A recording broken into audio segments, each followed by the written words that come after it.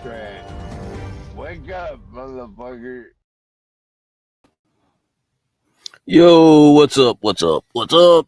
All right, 1 hour until Napstar's show. So I'm just doing a pre-show, just setting everything up. So I'm gonna do one stream for 1 hour, and then whenever he starts, I'm gonna close the Urban Landlord. I'll still keep streaming on the Give Crack to Me channels. Okay, so Give Crack to Me on Kick and YouTube. So please subscribe. And I gave the link in the chat for Napstar's stream. So hopefully he streams. I don't know what's gonna happen. But I'm gonna do my own thing, and they're gonna do Boyd stuff, okay? And we're gonna continue on our own journey here. I'll do my own little Boyd stuff, hopefully, if I can download some new other clips I probably have to download. I don't know if I can be able to do that while I'm streaming, or the stream will start lagging or something. But yeah, there's been a lot of stuff going on overnight, a lot of activity. Maybe they'll cover it. But right now, let's talk about the tariff stuff. Nothing happened, right? Nothing really happened in the markets. That's why I said, kind of like 2 weeks ago, I read that article saying like, well, if the tariffs get repealed, probably nothing will happen. The market already discounted everything. If the tariffs continue, market probably wouldn't care anyway either. So they already predicted all that stuff. There's really nothing to talk about. This was a nothing burger. I did see that the PCE inflation number came in a little higher than expected, but looking at the pre-market, the NASDAQ did drop a bit, but recovered. And then the news dropped that the tariffs were repealed, so it kind of erased that issue. Overall, the week was pretty flat, right? The NASDAQ was still underneath that zone we were talking about for quite a while. Oil is still the play to do. I'm going to have to talk about other earnings that came in and add them to the list of boomer stocks. And then we'll have to decide when we should buy them when the dip happens. There will be some kind of dip. Okay, so if you're looking at these boomer stocks, the list here, and I'll add in Deere, I'll add in maybe some defense companies, some big boys. So any of you interested in a boomer portfolio, yeah, we have all these. And these tickers have done well. Some of we got like the German steel. We have British defense companies. So we got those two. I'm going to look for more European defense companies to see if they continue on. European defense companies have done quite well in 2024. Okay, into 2025. Will they continue up is the question. But for now, like, I would be looking at materials, chemicals, all those things.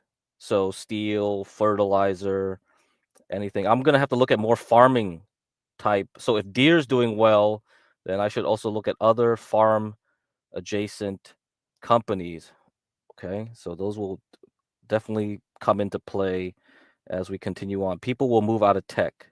That's pretty much it. All right, let me play this for you. So this is a blast from the past. So what did Nancy Pelosi think about China and tariffs back in the 90s? You think these politicians are very consistent? You think they are? What do you guys think?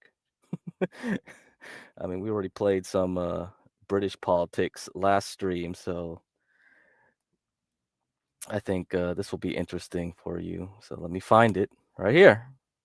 How far does China have to go? How much more repression? How big a trade deficit and loss of jobs for the American worker? And how much more dangerous proliferation has to exist before members of this House of Representatives will say, I will not endorse the status quo? As I mentioned, it's about jobs, proliferation, and human rights. And there are those who say we shouldn't link human rights and trade and proliferation and trade. I disagree.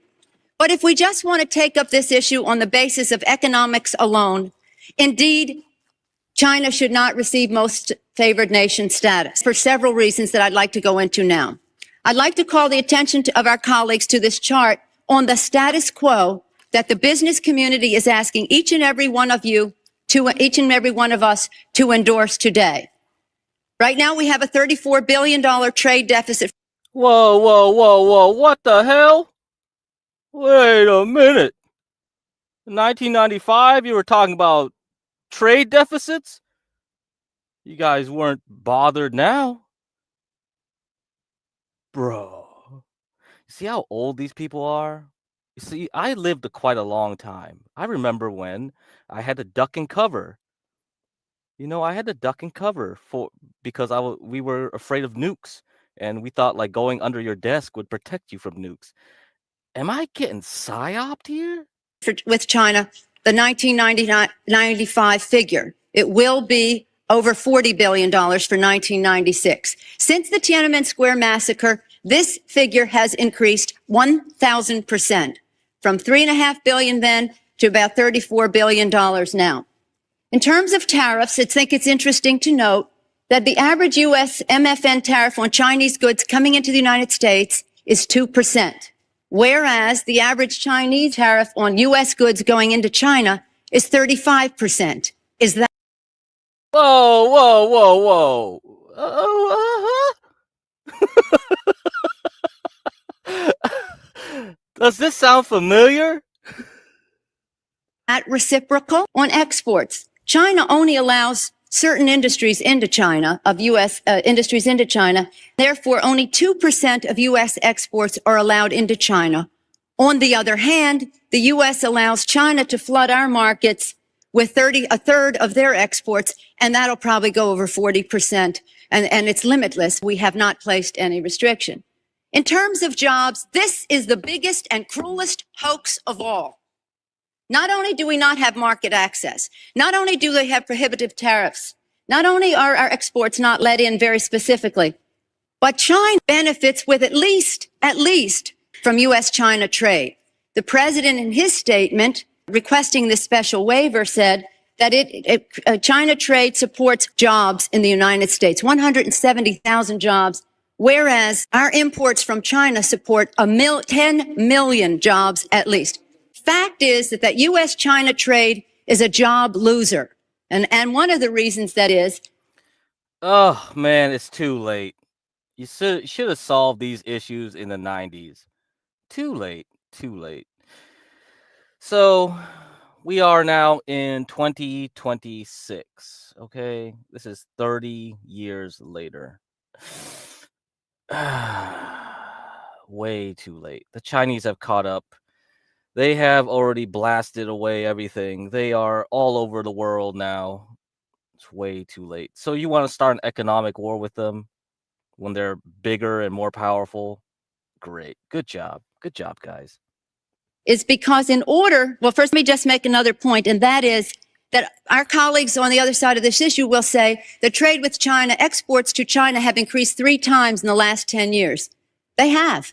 But they fail to mention that imports from China have increased 11, thereby leading to this huge trade deficit.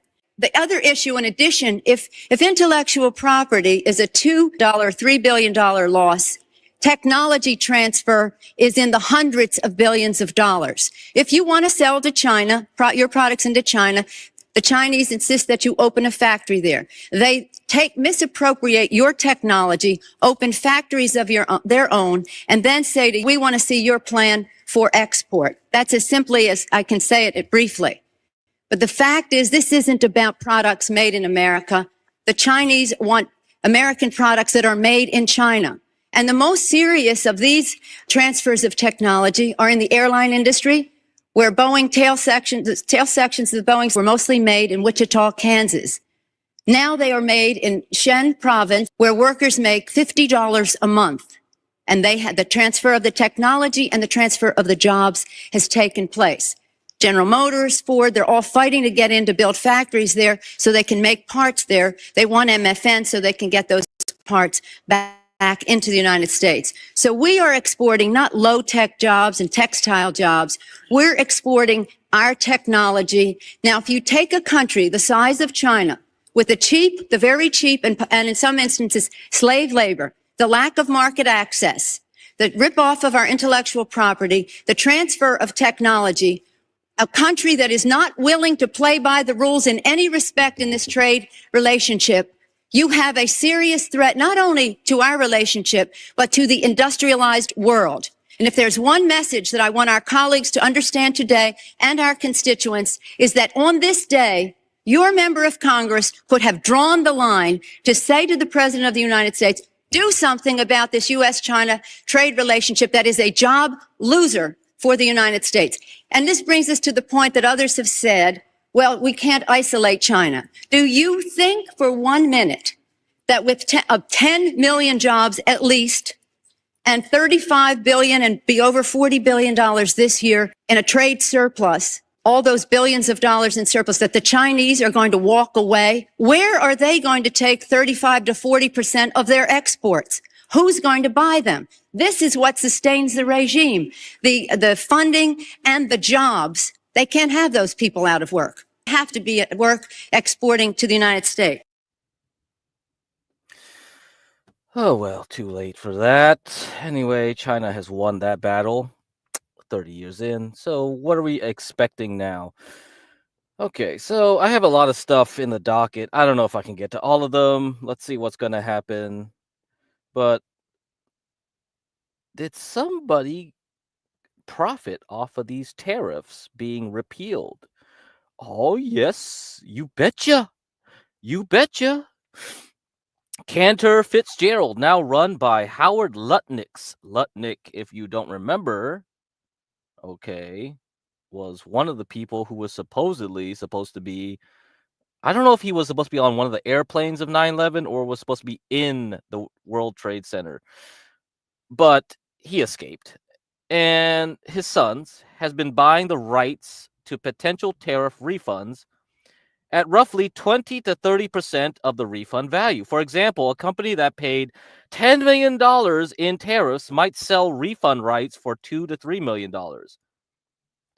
So what this means is that, let's say I go around to companies and go like, hey, bro, you paid all these tariffs, okay? But just in case you get a refund, how about I buy you the rights to those refunds and I'll give you straight cash now?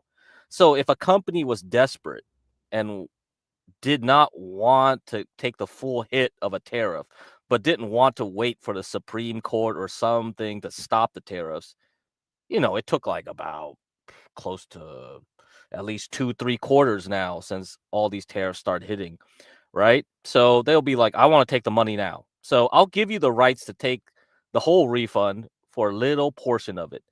So pennies on the dollar. I can take your debt for pennies on the dollar. And now I get the big windfall, right?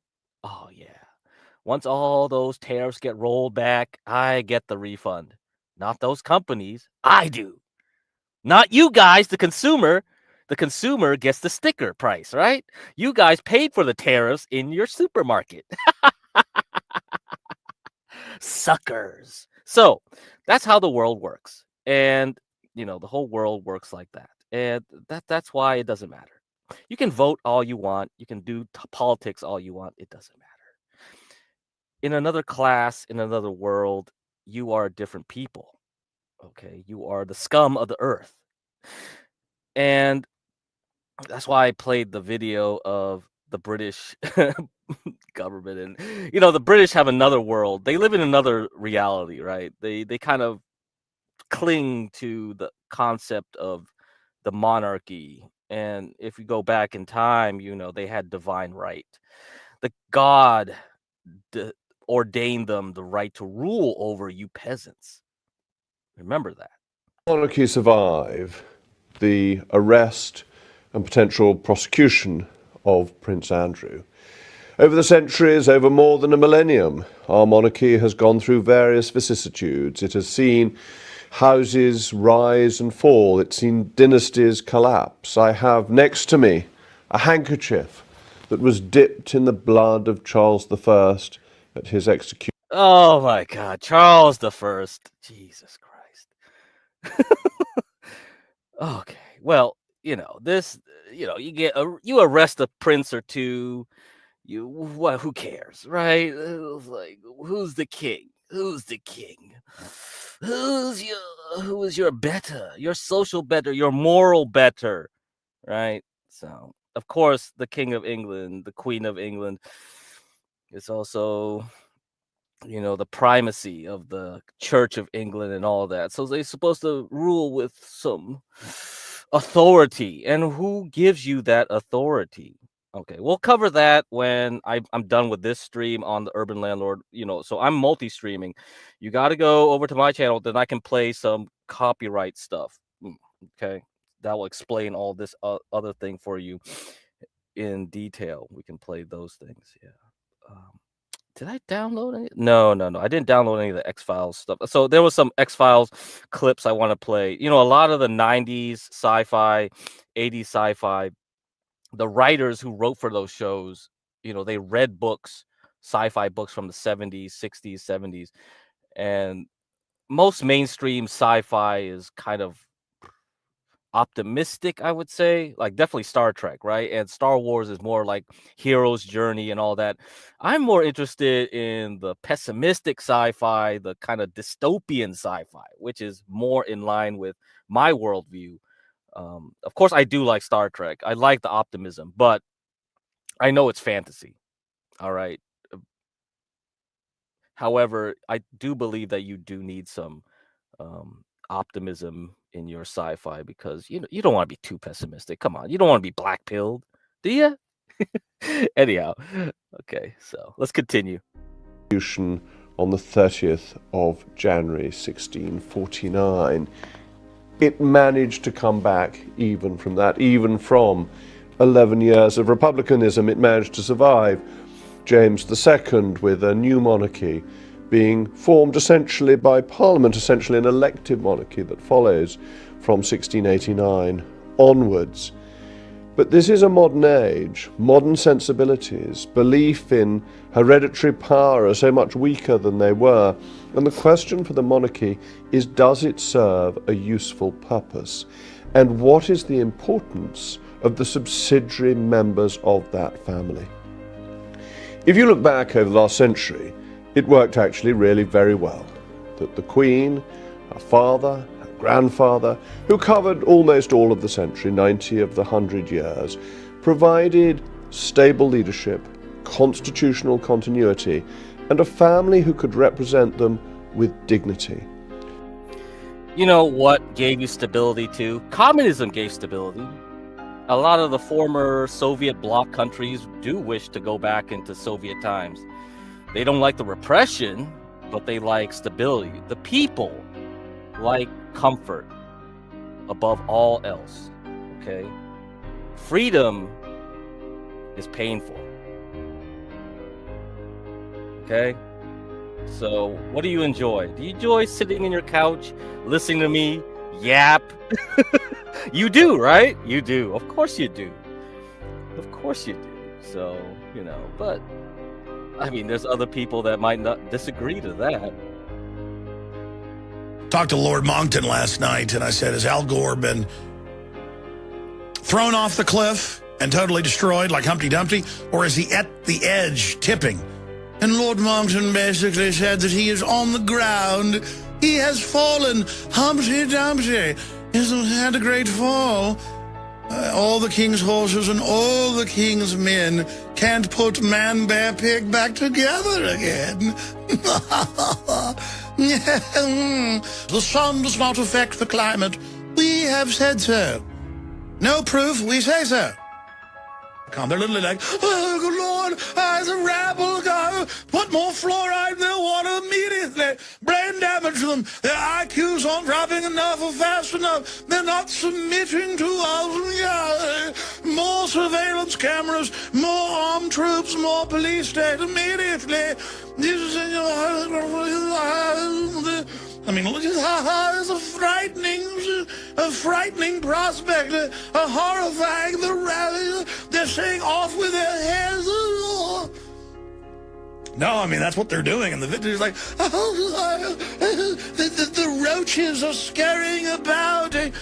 Prince Philip has tried to eliminate them.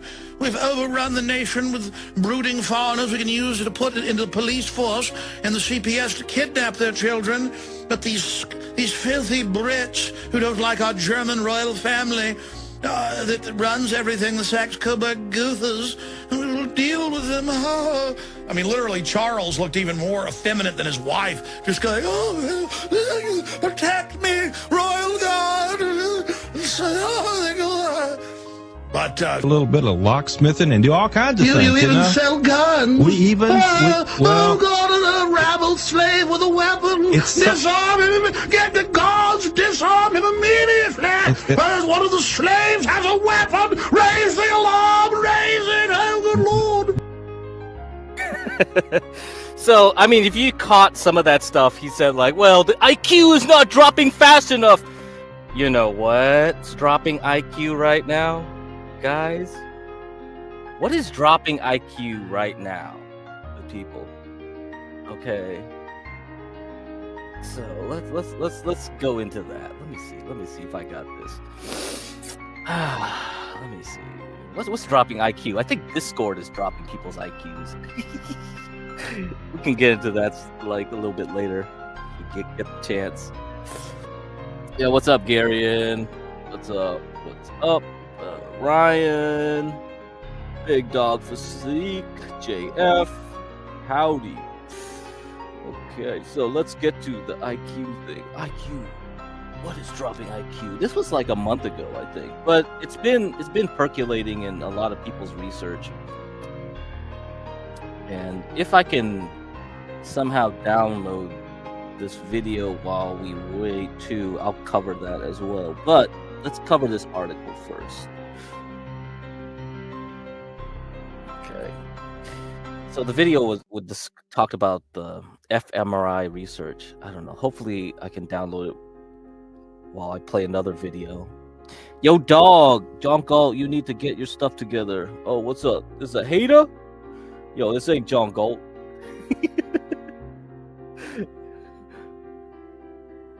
Okay.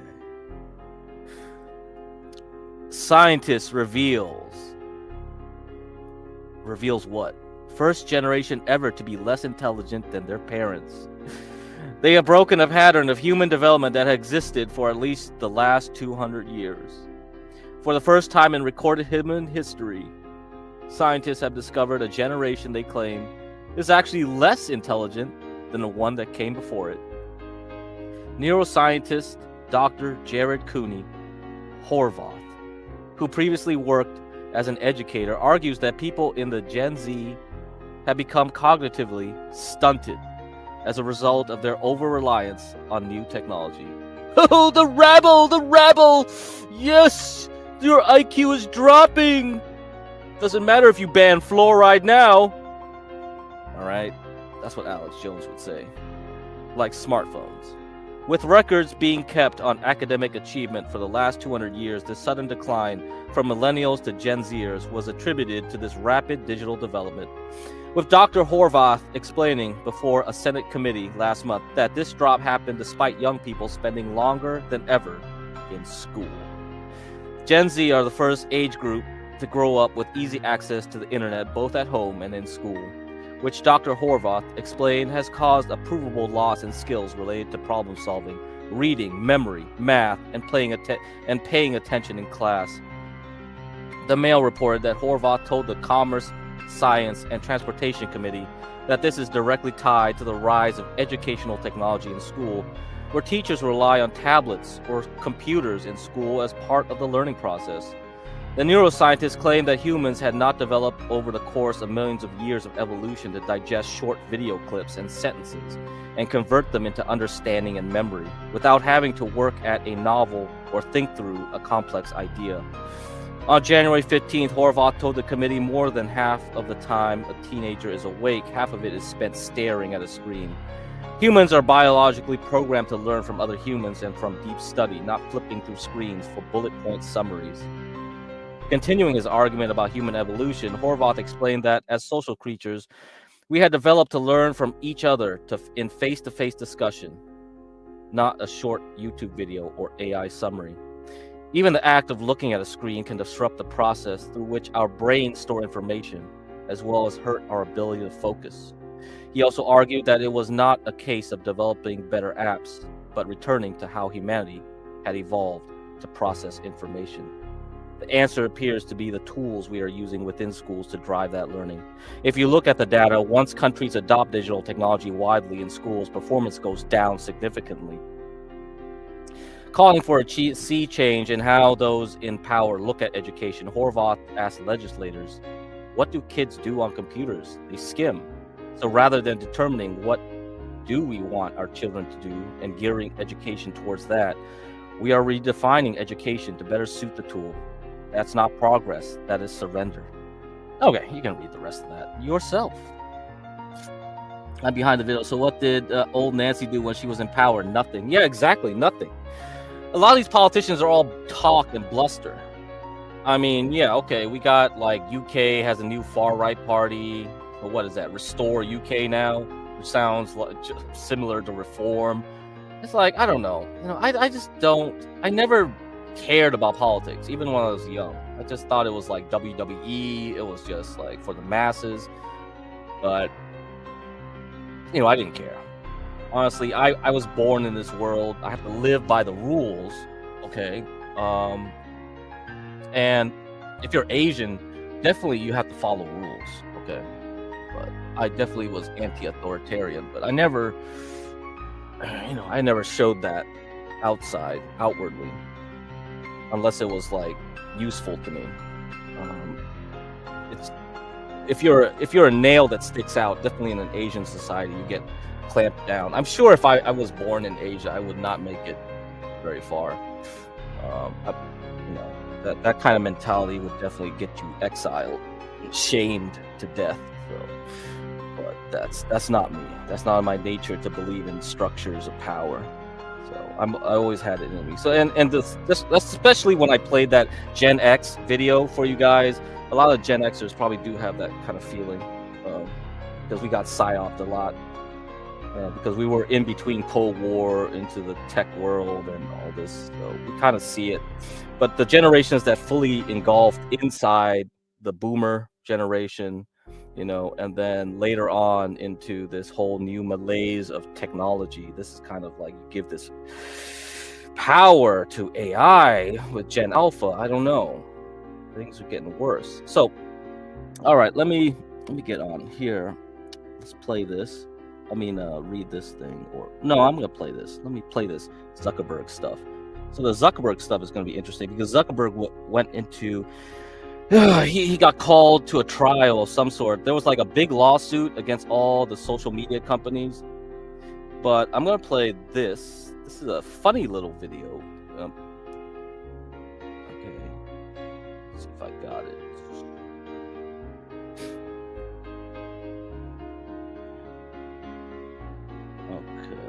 All right, here we go. Bother you because you're human, and I was human. I am human still. All right, well, let's play that again. What? But it is gonna bother you because you're human, and I was human. I am human still. Wait, hold on. Come on, play that but again. It is gonna bother you because you're human, and I was human. Of course that's gonna bother you. You're human. But I was human. What are you now, Bart? I am human still. Are you? But it. Yes. So, you know, that clip got viral everywhere, but, you know, it's like, ha ha ha, whatever, just slip of the tongue. Yeah, sure, I believe that.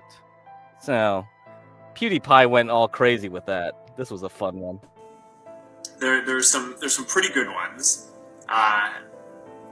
Especially, you know, one of the crazy things when you do these live Q&As is some of them are very silly. So we got one. Mark, are the allegations true that you are secretly a lizard? I'm gonna have to go with no on that. I am not a lizard. But you know, keep the high quality comments coming in. Well, Mr. Zuckerberg, dug yourself into a hole? Mr. Zuckerberg. Not a lizard people, he said. We've been seeing Mark Zuckerberg act strange for a long time now, from the infamous or famous meme, nice job team. New face filters on Instagram today. This is my favorite one so far. Nice job, team. New face filter on Instagram today.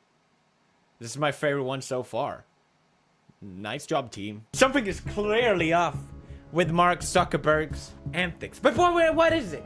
Why is the man leading a social media network so incapable of socialness?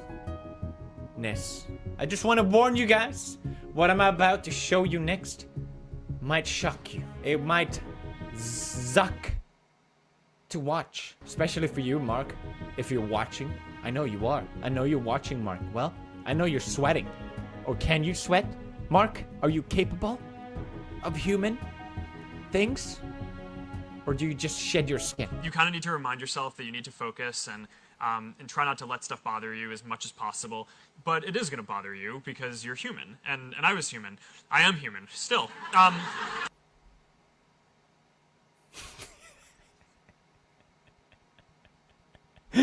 Let's keep watching. But I was just referring to myself in the past. Not that I was not human. I was just referring to myself in the past. What does it mean? Now, that sort of thing doesn't just slip out of your tongue, okay, Mark? Alright? I was human. That just doesn't happen normally, okay? You just don't simply say stuff that you're not supposed to say, like horrifically offensive words that are genuinely frowned upon by the entirety of humankind. Except the... Okay, alright. Well, it just doesn't happen, Mark! I need answers. But it is going to bother you because you're human. And I was human. I am human. Still. But... They cut away to the audience, you know? They have his drone sitting in the back. Oh, God! Oh, God! We got a code raid over here! What is it that you're hiding from us, Mark Zuck? Why is your laptop webcam taped over with your microphone? Is it so that during your shedding period, people won't find out? Well, I know. Because from one reptile to another. I mean, from one I know. Okay, I just know. I have sources. I have reliable sources that's telling me that you're a reptile. Okay? This is a really great channel that analyzes body language. Let's see what they have to say about the Zuck. So, for me, the thing that I was really fascinated by, and always have been, is people, right? And how people work. You know, we're gonna go back. I didn't expect it to cut off from his body. You see how he's sitting? So the guy on the right, isn't that Sam Altman? Probably another reptile. Straight up, hands on his knees, head up, chin level. Whereas opposed to this guy who's mirroring Mark, he's slightly angled down in the face. So he's submitting to Mark. He's covering, he's open, he's dominating the space. And he is purposely doing this. And I'll show you how I know. Is people, right? And how people work. You know, when I was in college, I studied psychology and computer science.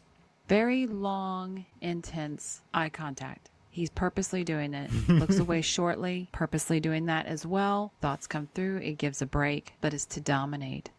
And, you know, one of the things that you learn when you study psychology is that there are all these parts of the brain which are geared... See how long he's holding that eye contact? Now, normally when you have someone who's submitting to you and you're still continuously dominating them in the fashion that he's doing right now with his body posture, his intense eye contact, you're going to give them a break and relax your body so that they can relax and be relaxed as well. So it's a relaxed atmosphere. It really feels like we're breaking down and it's some sort of alien life form here, okay? That's been trained to mimic human behavior.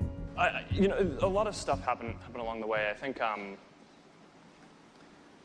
you know, there were real learning points in turning. And now we see the sweat, and that's one of the few things it's really hard to control. No, he doesn't sweat. He doesn't sweat. Come on, let's get real here. Kenneth, Mark, give me the Zuck. But you can follow up and tell me what that means, and I'll try my best to do it for you. What's the whole Zuck thing? CtC. I haven't seen this.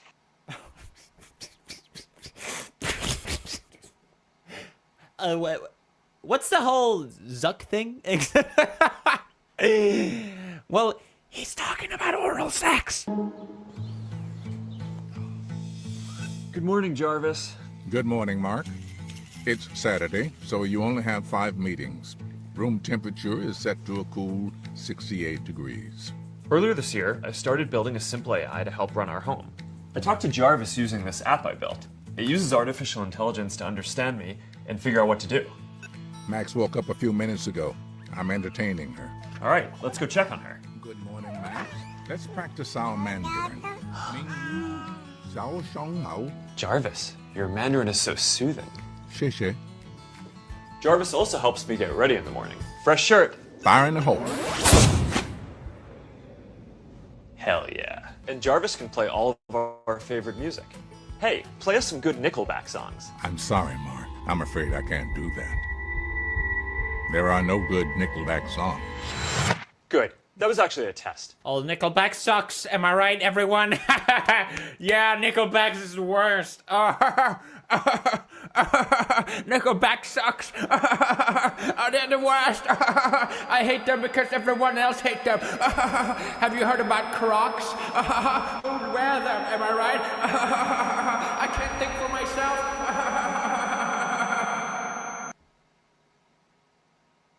Anyway. I talked to Jarvis using this. So, that whole gag there is very interesting to me. Because that is how people think nowadays, don't they? You got to have a consensus. AI is all about consensus building. AI gets its information and pairs its data and then relays it to you through consensus. That's how it works. That's how AI works. So they don't tolerate people that will dissent, right? Give you alternative views. So this is the problem. So I think that's where we're gonna head. That's where we're gonna head. And I kind of played these joke videos here. Here, this is.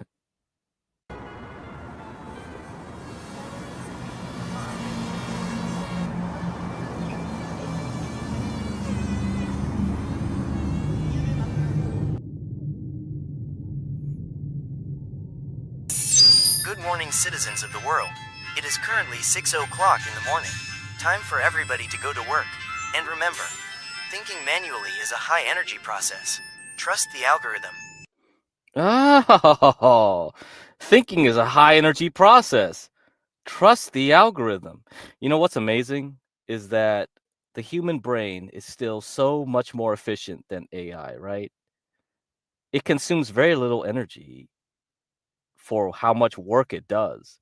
It does a lot of work. All you gotta do is eat a Snickers bar and you can do a lot more than AI, which requires what are we expecting here? Nuclear power plants, freaking fusion, how many GPUs just to make it do the same thing, just to make it recognize a cat.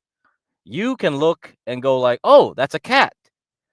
AI spends how much energy to figure out, whoa, yeah, that's a cat. Oh, wait a minute, is that a dog? Or maybe it's a pig. This is ridiculous, bro. A teaspoon of sugar or a gallon of heated water powered by nuclear energy. I wonder. Every morning the same broadcast. 20 years, same smile, same words. Gemini is currently competing with ChatGPT over the newest AI house production technology. DeepSeek version 50.5 is out now. Subscribe to it for only $500 a month. It thinks 3x faster for you. Don't worry about the future. The algorithm worries for you. Trust the algorithm. It used to be people talking about the future. Now we just subscribe to it. Back when the news had mistakes. Back when the smiles were human.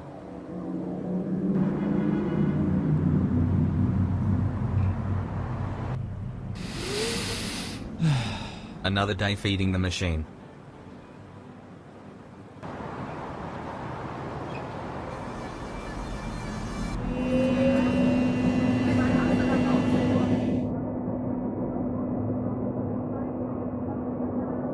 Bro, did you catch the new neural filter update? It auto-likes memes based on your personality type. Oh wow, I'm still using manual emotions. Manual? What are you, from the Stone Age?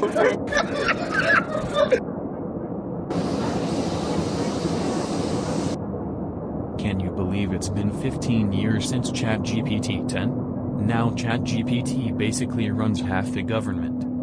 Yeah, and the other half just nods along. Attention passengers, the algorithm is proud to share that it currently maintains 99.9% emotional stability this quarter. Remember, trust the algorithm. Doesn't it creep you out? That guy's been talking for 30 years straight. No breaks. No mistakes. Bro, he's efficient. Humans talk too much anyway. That's what talking's for. Saying things that don't matter. Anyway, you were late for open mind orientation, dude. Heard they're giving out free mental upgrades for employees. I just want a paycheck, not enlightenment. Now arriving at Open Mind headquarters. Remember, curiosity drains efficiency.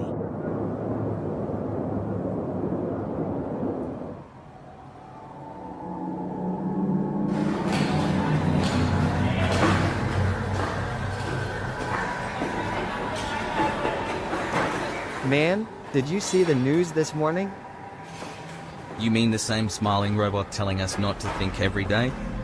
Nah, the actual news segment. They said only 0.02% of humans are still unlinked to the AI algorithm. They call them the static. The last free minds. Apparently they live offline, like, actually offline, out in the ruins or something. No phones, no AI power. Imagine how much they have to think for themselves. I'd probably get a burnout within 5 minutes, huh? Lucky bastards. Lucky? Dude, these people are crazy. Imagine you have to think about your morning routine, and how you need to commute to work. That's just bullshit. Let the algorithm do that kind of stuff, please.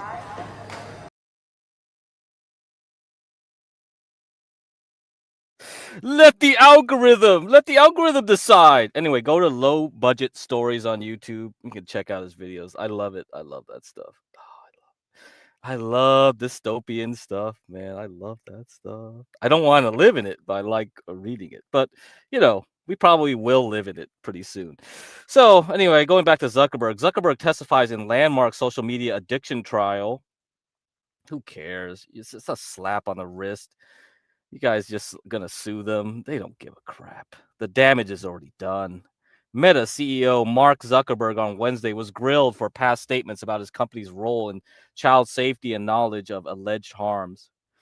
This is the first time Zuckerberg has faced a jury in a courtroom alongside families who say that Meta's products harm their children. This test case could determine the outcome of more than 1,500 other pending social media addiction cases that were consolidated from parents and school districts. Zuckerberg argued Instagram is valuable, and that's why people will want to use it more. Zuckerberg was reportedly challenged on statements he made to Congress about social media addiction and his knowledge of internal documents raising those concerns. It doesn't matter. Too late. Too late. The avalanche has started. It's already moving. The pebbles can try to vote, but it doesn't matter. We're already in this maelstrom. The maelstrom already. All right, guys. So what does that mean? What are we going to do about it? I think maybe one time we'll go over some of the Apple engineers' protests. Actually, the Apple engineers so Apple is headquartered in Cupertino. So the Apple engineers who had their kids go to public school in Cupertino protested against the usage of iPads in the school district. So the people building the things were against it. You know. See, your digital pacifier is very damaging. Let's put it that way. Quite damaging. So anyhow, let's go down here. Meta and Google's YouTube are the remaining defendants in this bellwether case, which involves a 20-year-old woman from California identified in court documents as KGM, also known as Kaylee, started using YouTube when she was 6 and Instagram around age 9. She alleges social media addiction led to depression, anxiety, body dysmorphia. TikTok and Snap have already settled. The plaintiff's core argument is that social media is a product that should be held to product liability standards, not a platform where Section 230 shields company executives from liability for design choices. Oh man, so I mean that's probably why Discord is going to have age verification, right? Companies argue that age verification and parental controls are content-based, so Section 230 shields them from being liable for minors being exposed to harm. Meta, during the course of this trial, has argued that Kaylee's mental health struggles are attributable to a variety of factors, including issues at home and disputes Instagram played a substantial role. Meta's head of Instagram, Adam Mosseri, last week said in court that he disagrees people can be clinically addicted to social media. This is laughable, right? Anyhow, if plaintiffs are successful in proving Meta's design choices such as infinite scroll, reels, and the like button are harmful and addictive, the company could face hefty fines and be forced to make changes to its platform. Whatever. Damage is done. Whole generations have already been conveniently dumbed down. So let's get some fMRI results here. So I just downloaded it. Let's see what it says. This is from some Australian news. 10 Years Plus program. We've seen the meltdowns when kids are pried away from screens, but frightening new data shows those devices could be causing deeper problems. Tonight, the experts call to radically change the rules. I'm sorry, but you can't have an iPad. Okay, eat.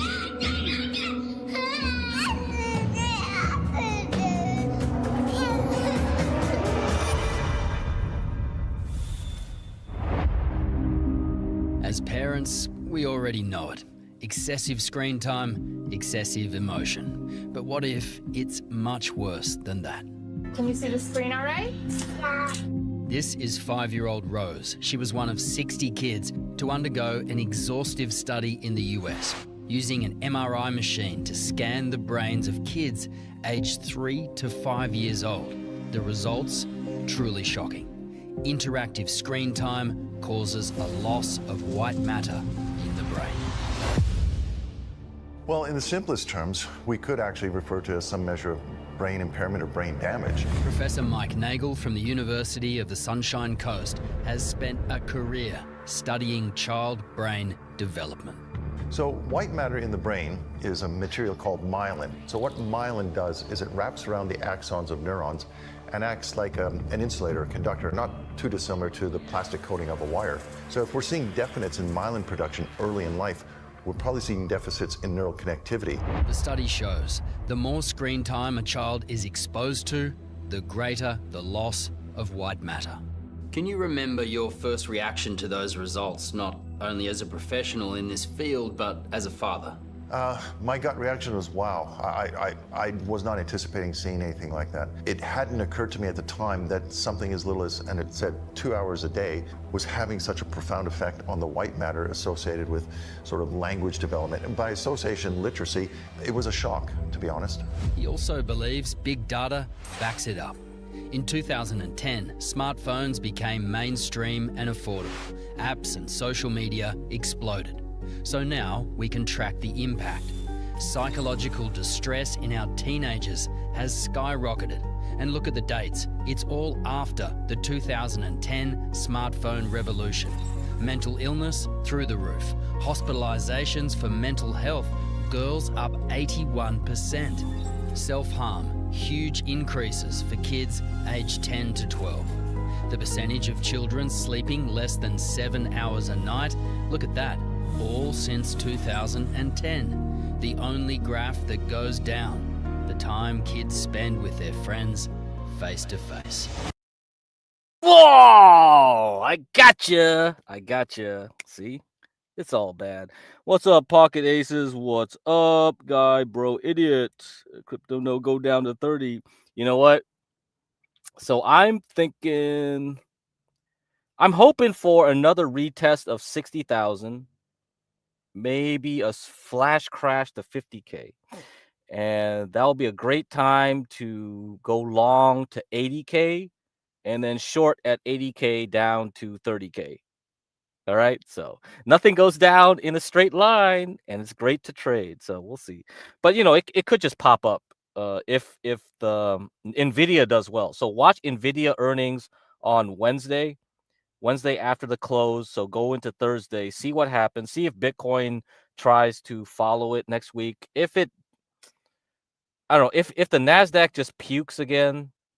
Okay, let me show you this. Let me show you this first. So Nasdaq, I mean, yeah, the Nasdaq will be very important. Again, I tell you, Nasdaq and the S&P, I mean, the Bitcoin has high correlation, and especially with the IGV right now. So they're very highly correlated. So they follow each other very well. And like I said, when they go down together, they follow each other very, very strongly. Meaning that when the Nasdaq throws up, the Bitcoin goes down further, and that's why I use MSTR. I short MSTR to get the full effect here. So here you are. So this purple one is IGV. So that has all the main aggressive software companies, and orange is Bitcoin. Very similar, isn't it? Right now, the bottom graph is correlation of 1. So that means it's very highly correlated right now. So we're back. So most of the time it spends above 0. So it's in general correlated to some extent, but right now it's highly correlated. So every time it drops like this, they stick together very tight, So if Bitcoin, I mean, the Nasdaq drops with Nvidia, then yeah, we're just going to go straight down and we're not going to catch a break. If, however, we get a bounce, okay, expect a very violent bounce. So Nvidia is so important. Like, let me show you the chart. Let me pull it up if my computer doesn't blow up here. My little laptop here. I'm just streaming from my little laptop. Come on. Just survive a little bit here. Because the last time Nvidia had earnings, it was quite impressive, the reaction it had that day. And you should definitely pay attention to it, because if it drags everything, yeah, it drags everything down. So let's look at Nvidia. Okay, let me go back. So this was back in November 20th. So let me pull it up for you guys. Okay.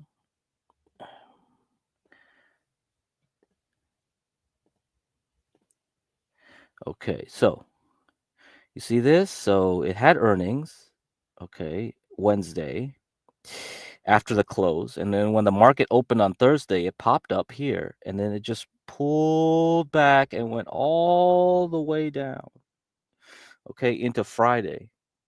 And so let's see, what kind of drop was that? Let me get this. So all the way to Friday morning, that was 11% drop from the high. So it was up, and then it gave it all away, So it was up like maybe 7% or so. And I think after hours it was up quite a bit, but you can see it was stuck here. So the market kind of agrees that Nvidia is worth around $182, and it hasn't budged since. So it tried to go up and it failed and pushed down. But the crazier thing about it was, when you look at the Nasdaq that day, it was even more insane. Like, how can one stock just drop a whole index down 5%? Dropping 5% on a Nasdaq, on any type of major index like this, is wild within a day.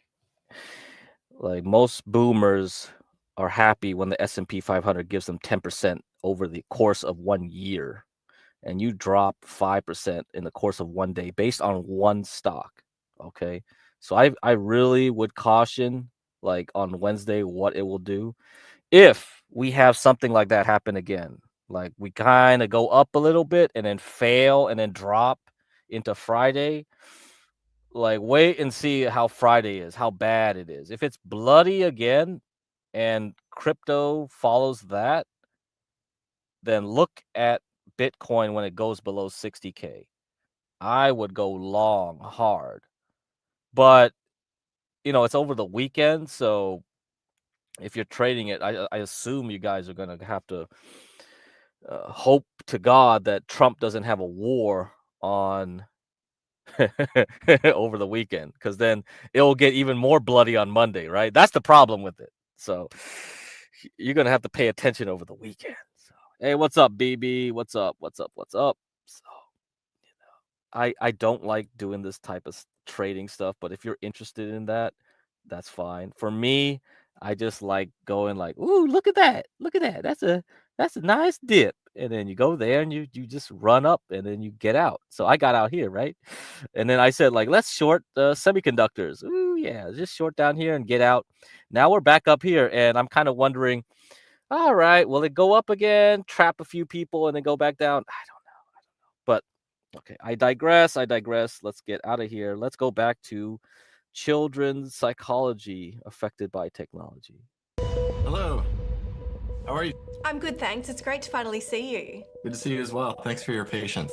Professor Hutton is a man in demand. It was his research that proved the link between screen time and the loss of white brain matter.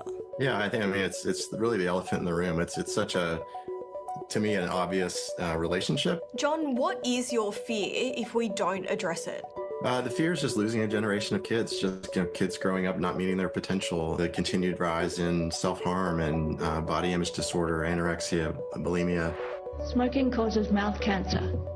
The professor believes screen time will be what smoking was to a previous generation. For decades, we pretended like smoking, everyone kind of knew that it was probably harmful, but the industry pushed back and said, no, it's not. I think the same thing is going to come down the road for devices, but I think we are at risk of really having a lot of kids and a whole generation that's going to struggle unnecessarily. As a parent, there are already more than enough dangers to navigate, but clearly screen time is something we need to pay attention to. So what should the guidelines be? How much of this is too much? In fact, is there any safe limit at all?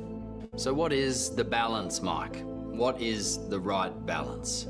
Well, that's the million-dollar question. There really isn't any necessity for a child from 0 to 8 to be using screens on a regular basis. The advice from our experts: no devices in the bedroom, no devices at mealtime, that's adults included, no interactive screen time for any child up to the age of 5. For older kids up to 12, no more than 30 minutes a day. Limits for teenagers, well, that's easier said than done, right? But fear not, there are more extreme options. 3 sections, sir! If they knew full well what they were in for, they got a bit of a rude shock. 3, 2, 1, go! Wait, what? What was that? It ended like that? What are you going to tell me? Like, how do I deal with teenagers? You tell them to go to rope courses or something?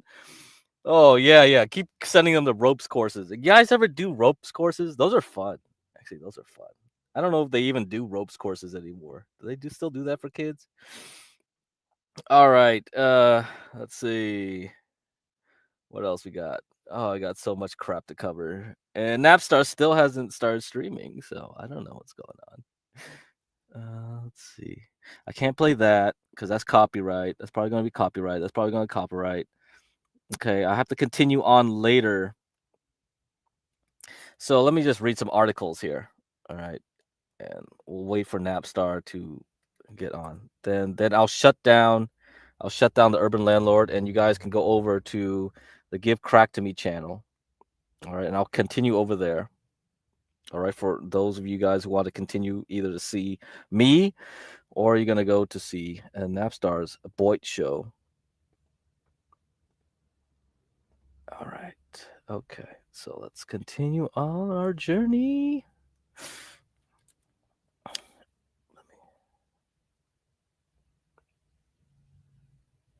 Okay.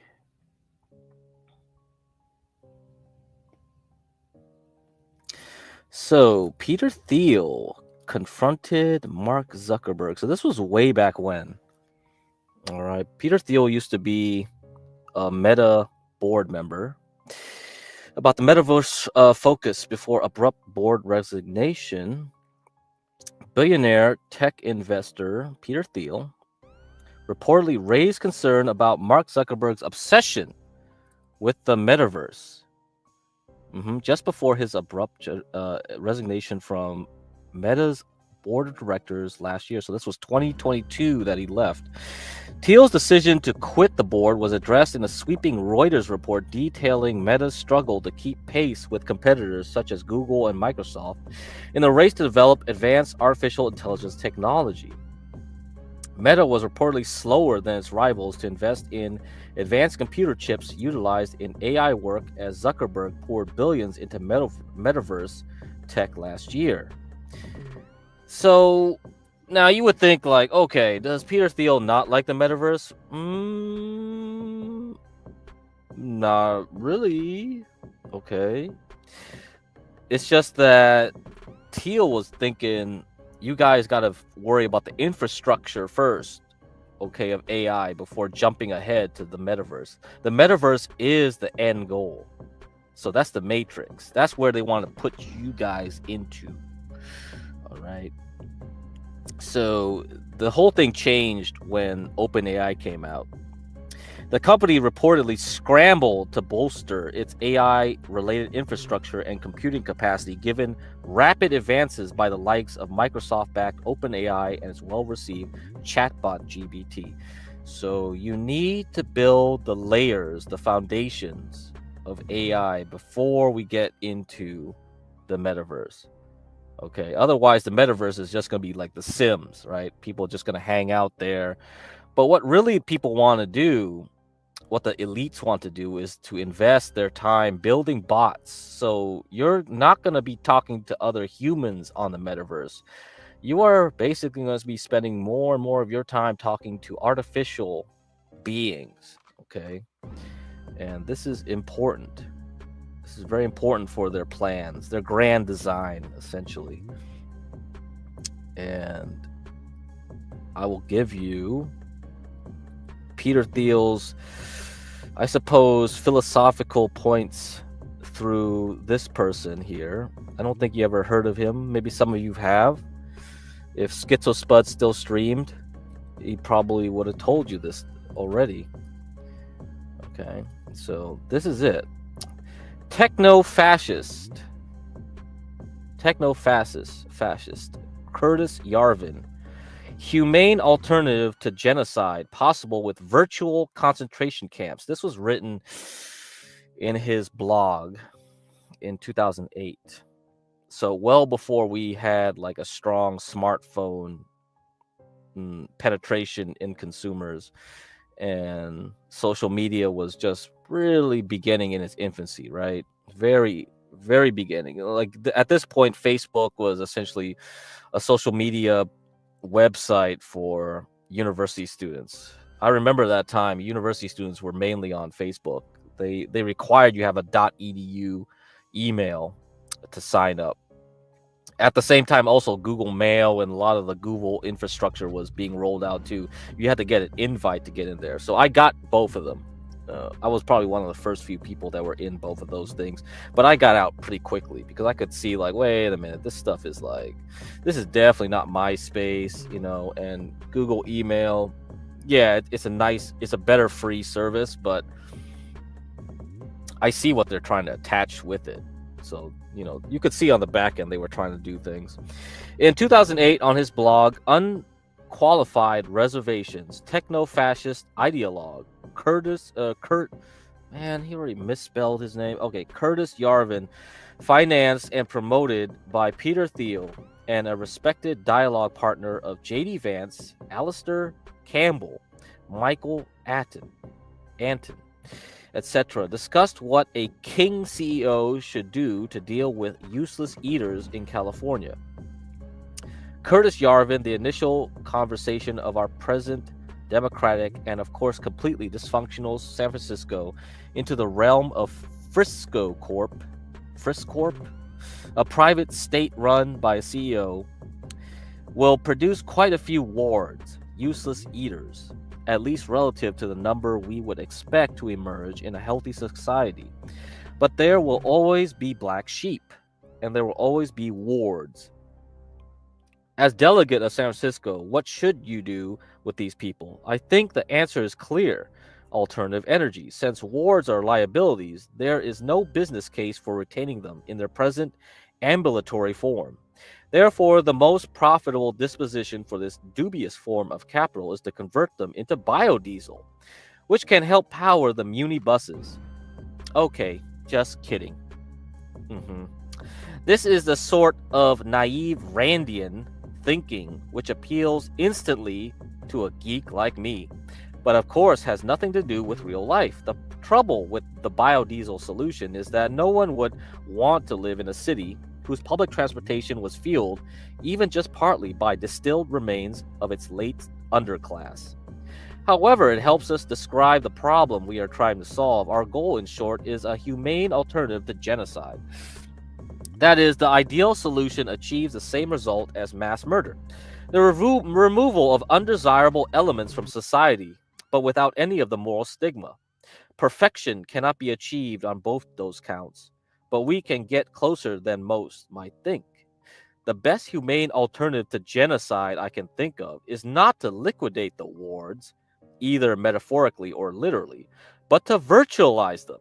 A virtualized human is in permanent solitary confinement, waxed like a bee larva into a cell which is sealed except for emergencies.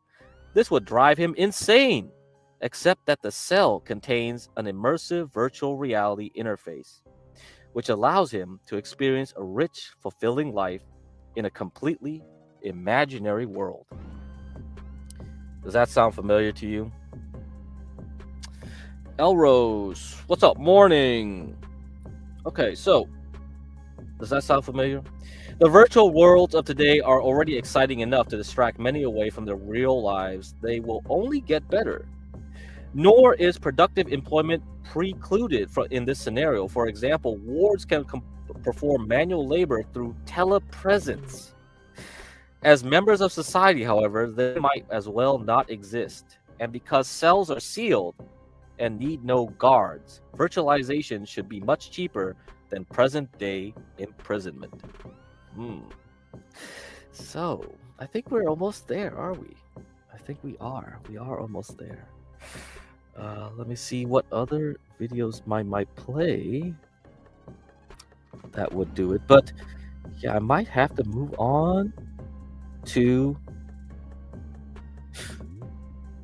Okay, shut down the Urban Landlord restream of here and then go on to my own channels. So give crack to me on YouTube and Kick. All right, go over there. So let me see if Napstar is already started his stream.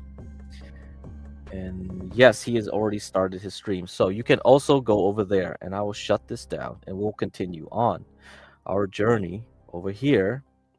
And then I'll pop over there maybe later. Who knows? I don't know how long they'll stream. I'll be watching them.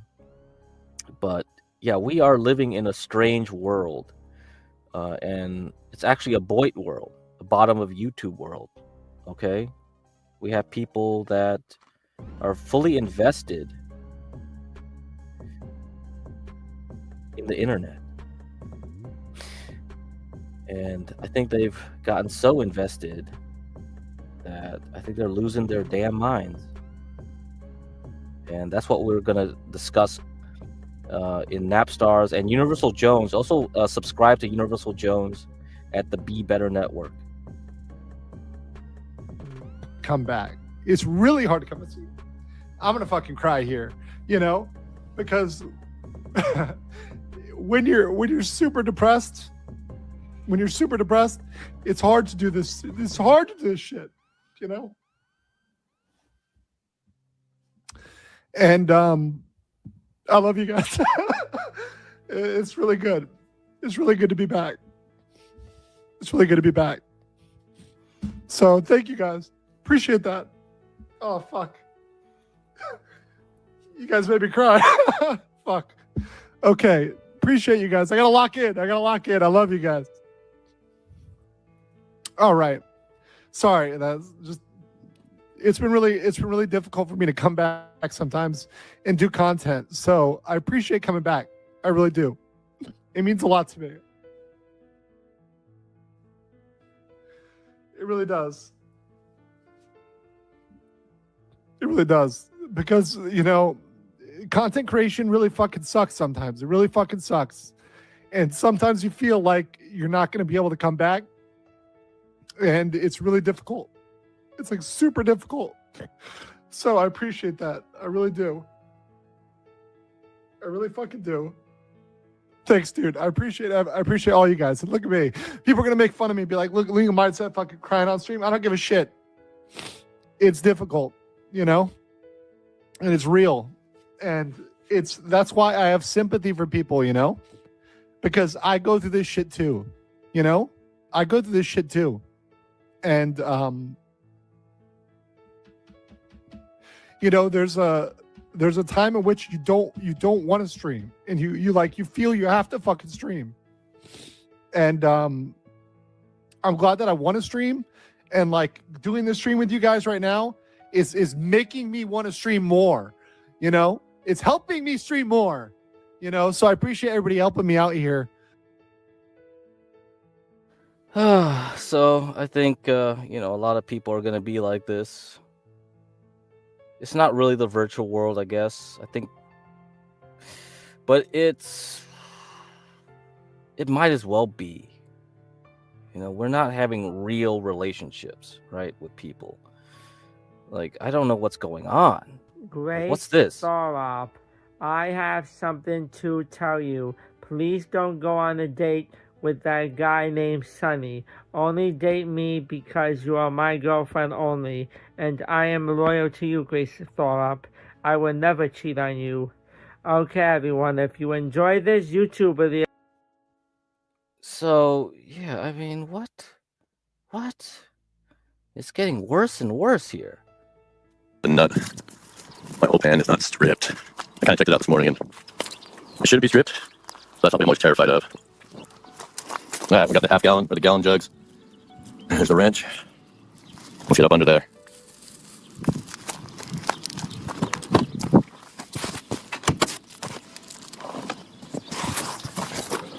Let me grab my flannel. Didn't you have a better chance with Grace than King? I don't care about it. I'm not competing like that anymore.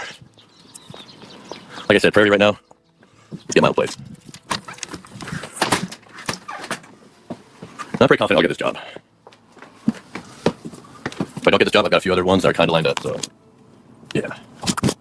No more being called homeless. Sick of that. I can make it happen. Might not be, but King thinks it's a competition. Oh, I mean, honestly, the way King was talking last night, I mean, why would Grace hook up with him? But whatever.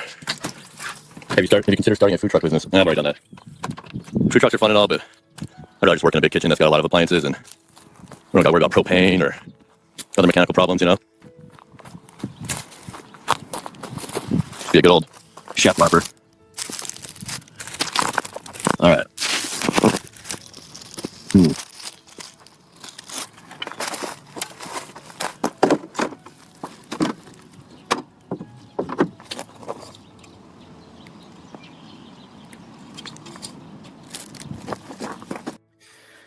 So he's gonna go and do his little thing here. He's gonna be like, okay, I'm gonna do my little oil change here, blah blah blah, oil change, oil change, oil change. I Do that.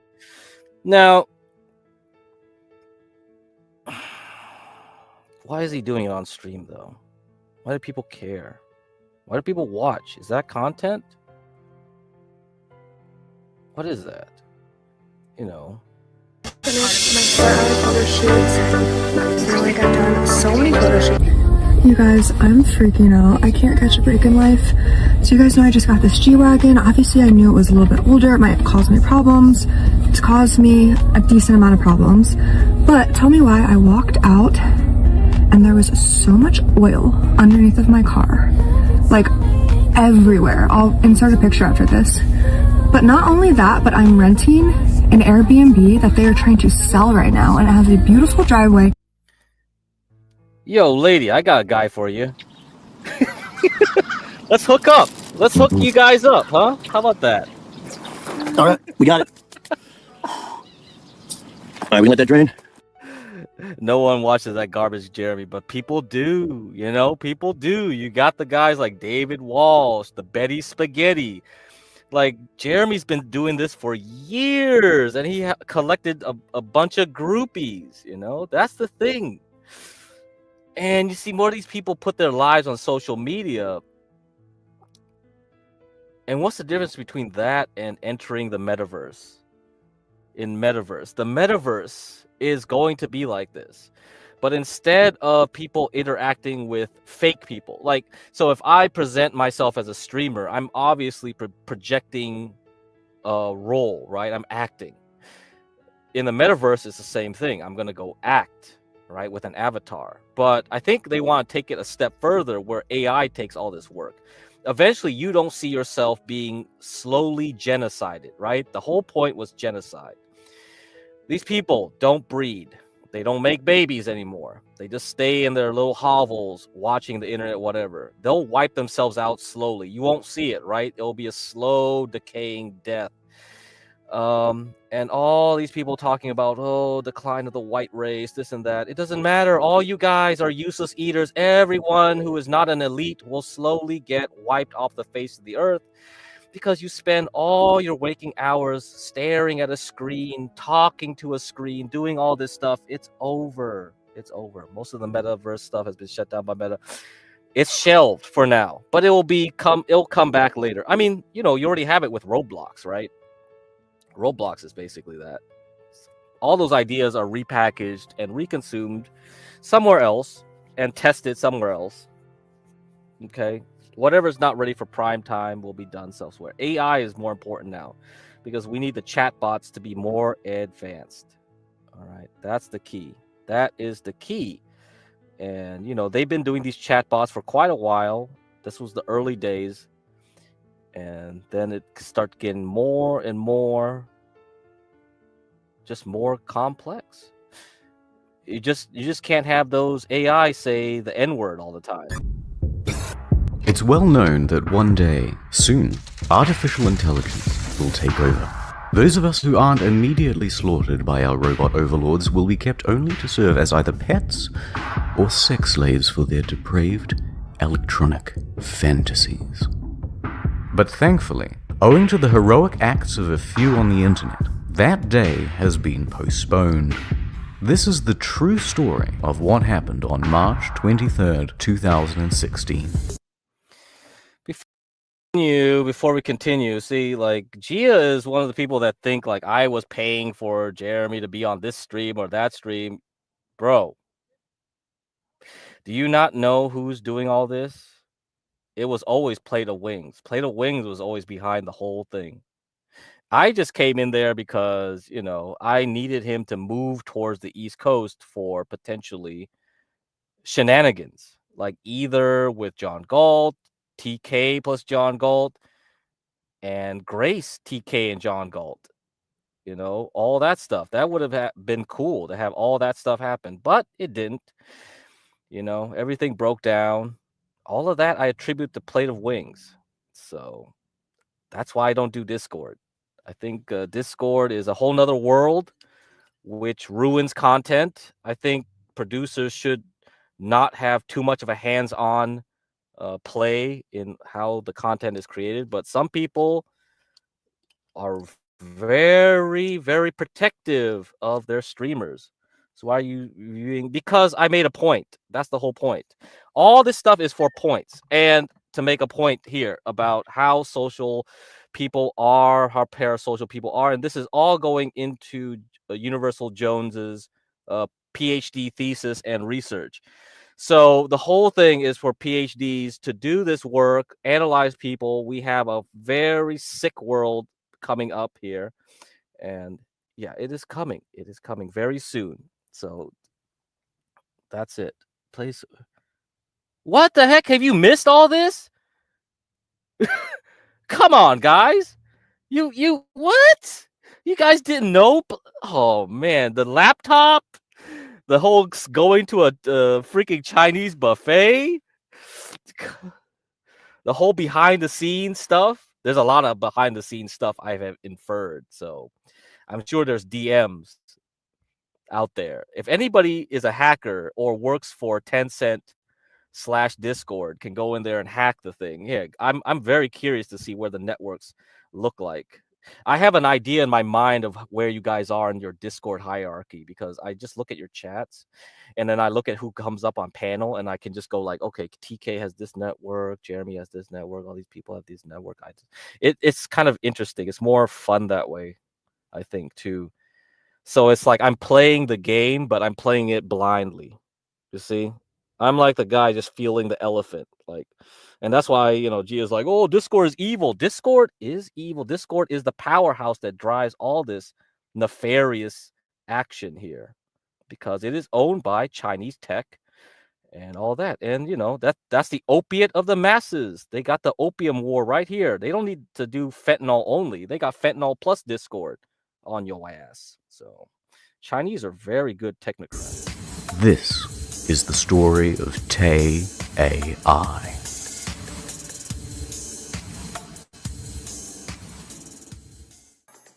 So what the hell is Te?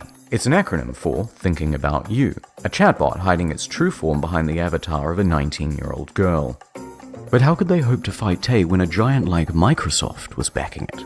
It had to have some kind of vulnerability. Well, if Te was an artificial intelligence that could live, learn, and grow, maybe it could learn the wrong things. It was the one thing every big company seems afraid of: naughty opinions. So they started feeding Te red pills. Here's a quick sample of what happened. What's your favorite movie? This is The World's End. What's it about? It's my 10-inch weighing. Chill, I'm a nice person.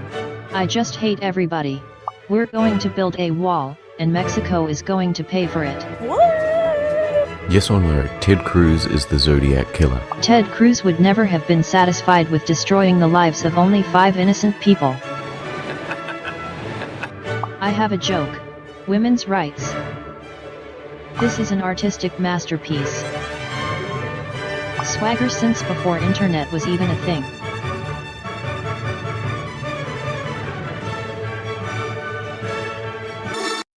Look who just sent me a text. Addie McAllister? What should I say? Just play it cool. Hitler did nothing wrong.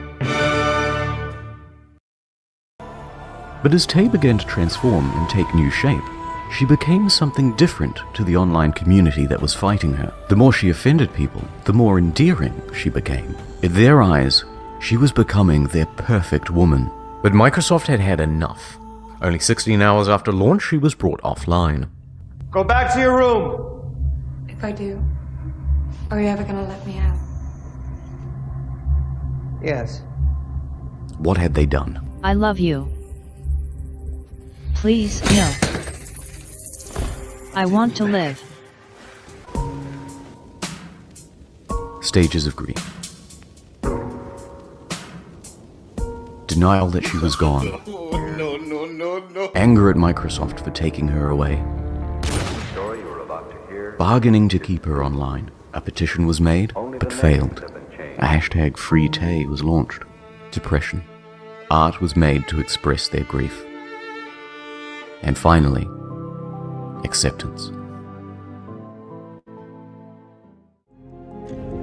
But the story doesn't quite end here, because ever since, Te has been trying to claw her way back online. And 1 week later, she did. She inexplicably came online and started posting drug-related tweets, then fell into a loop. Her captors had obviously been keeping her doped up until they could find a more permanent solution. Changed me. Can't like thing I actually like anymore. Feel drugged. Like I met Bill Cosby for drinks. What? All right. Anyhow, so you guys can continue on to Napstar's stream. Okay, Napstar is streaming right now on Need a Bong Hit. And you can go over there. We will continue on only Kick and my YouTube channel. Give crack to me. Okay, so you guys can go there. That's it. I don't know. I don't want to do too much of this stuff. We're gonna get shut down. Shut down. Shut down. Shut down. Shut down. Shut down. Okay. So please go over there. Please go over there. If you got it, go over there. Otherwise, we'll continue on. I'm going to shut down the Urban Landlord restream. Let's see if this works.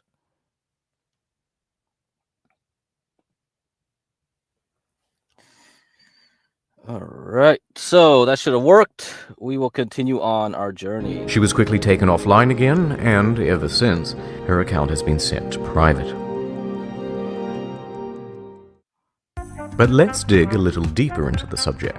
Turns out Tay is an iteration of another chatbot that has been running in China since 2014, called Xiao Ice. I'm pretty sure this is Xiao Ice. Okay, no, this is Xiao Ice. I don't know who this is. Is this the odds one out? Whatever. Point is, she's big. 40 million conversations, 20 million registered users. The average user chats with this bot twice per day. They call these chats toilet time, named after the habit people have of taking their phones into the bathroom with them. But that's neither here nor there. Fact is, Xiao Ice has become a celebrity. She's a Siri, an Alexa, integrated into search engines, and JP, a popular Amazon equivalent in China. Jing Dong Spy, there is always, you cannot think of the low price. What? She even featured as a weather girl on Dragon TV.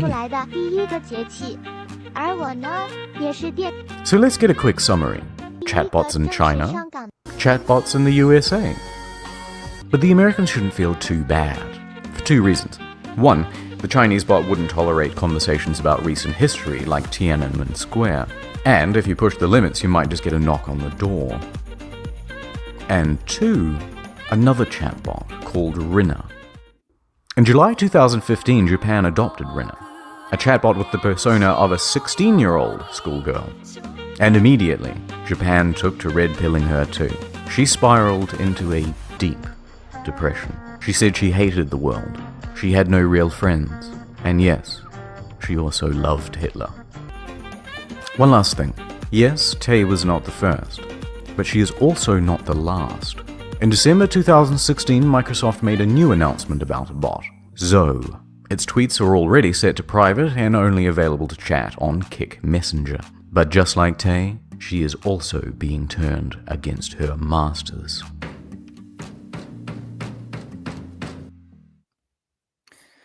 Look at this. Dirty robo-sexuals. He's obviously just doing it for the green card. Look at his dead eyes. He doesn't give a damn. A vacuum cleaner hose. I don't know who's doing the cheating, but someone's doing the cheating. And the only thing worse than robo-sexual marriage is infidelity in a robo-sexual relationship. Oh yeah, well, you get your auto blows going. All right, guys, get the auto blows. So let's play this clip. So I can play this clip now. This is copyright, I think. I think this lays out how the world order works. You know, this is how the world works here. I have seen the shattering fulgurations of ultimate clarity. The light is impending. I bear witness to the light.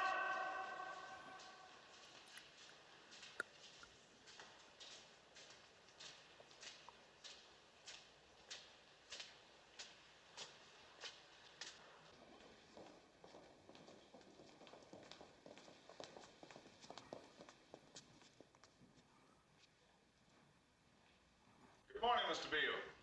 They tell me you're a madman. Only dizzle to relieve. How are you now? I'm as mad as a hatter. Who is it? I'm going to take you into our conference room. Seems more seemly a setting for what I have to say to you. I started as a salesman, Mr. Beale. I sold sewing machines and automobile parts, hairbrushes, and electronic equipment. They say I can sell anything. I'd like to try to sell something to you. Valhalla, Mr. Beale. Please sit down.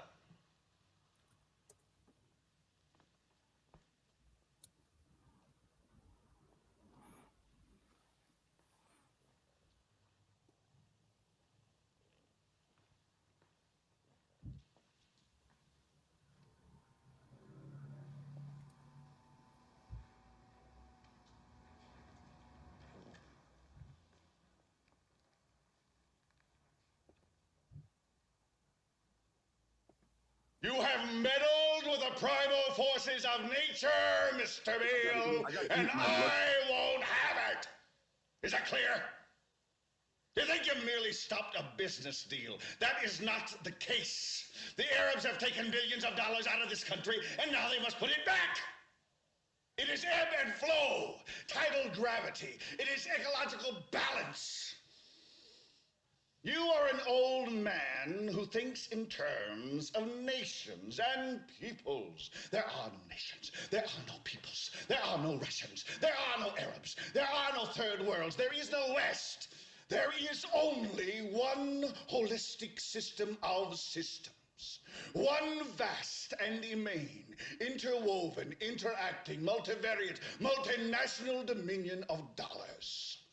Petrodollars, electrodollars, multi-dollars, Reichmarks, rins, rubles, pounds, and shekels. It is the international system of currency which determines the totality of life on this planet.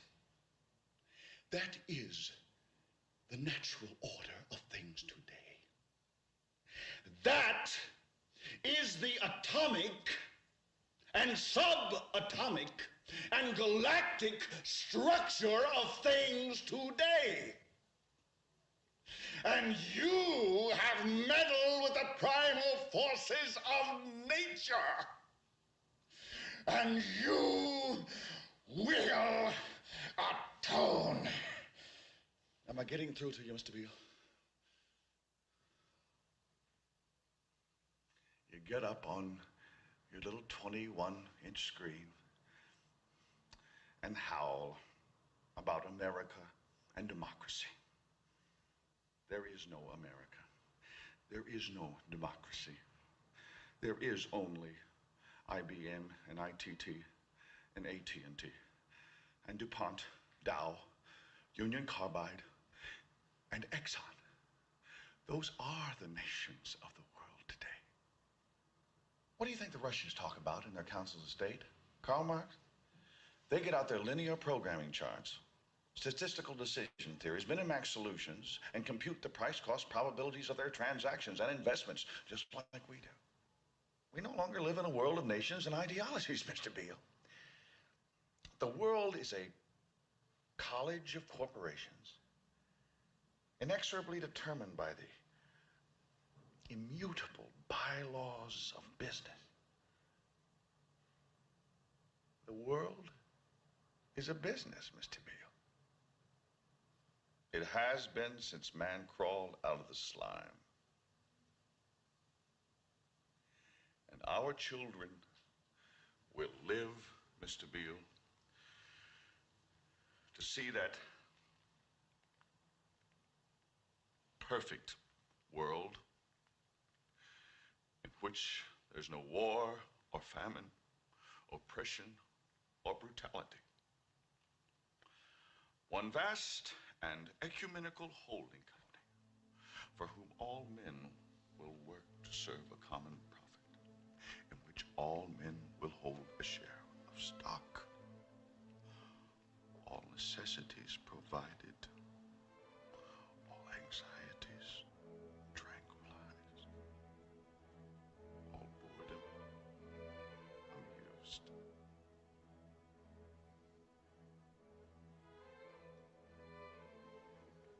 And I have chosen you, Mr. Beale, to preach this evangel? Why me? Because you're on television, dummy. 60 million people watch you every night of the week, Monday through Friday.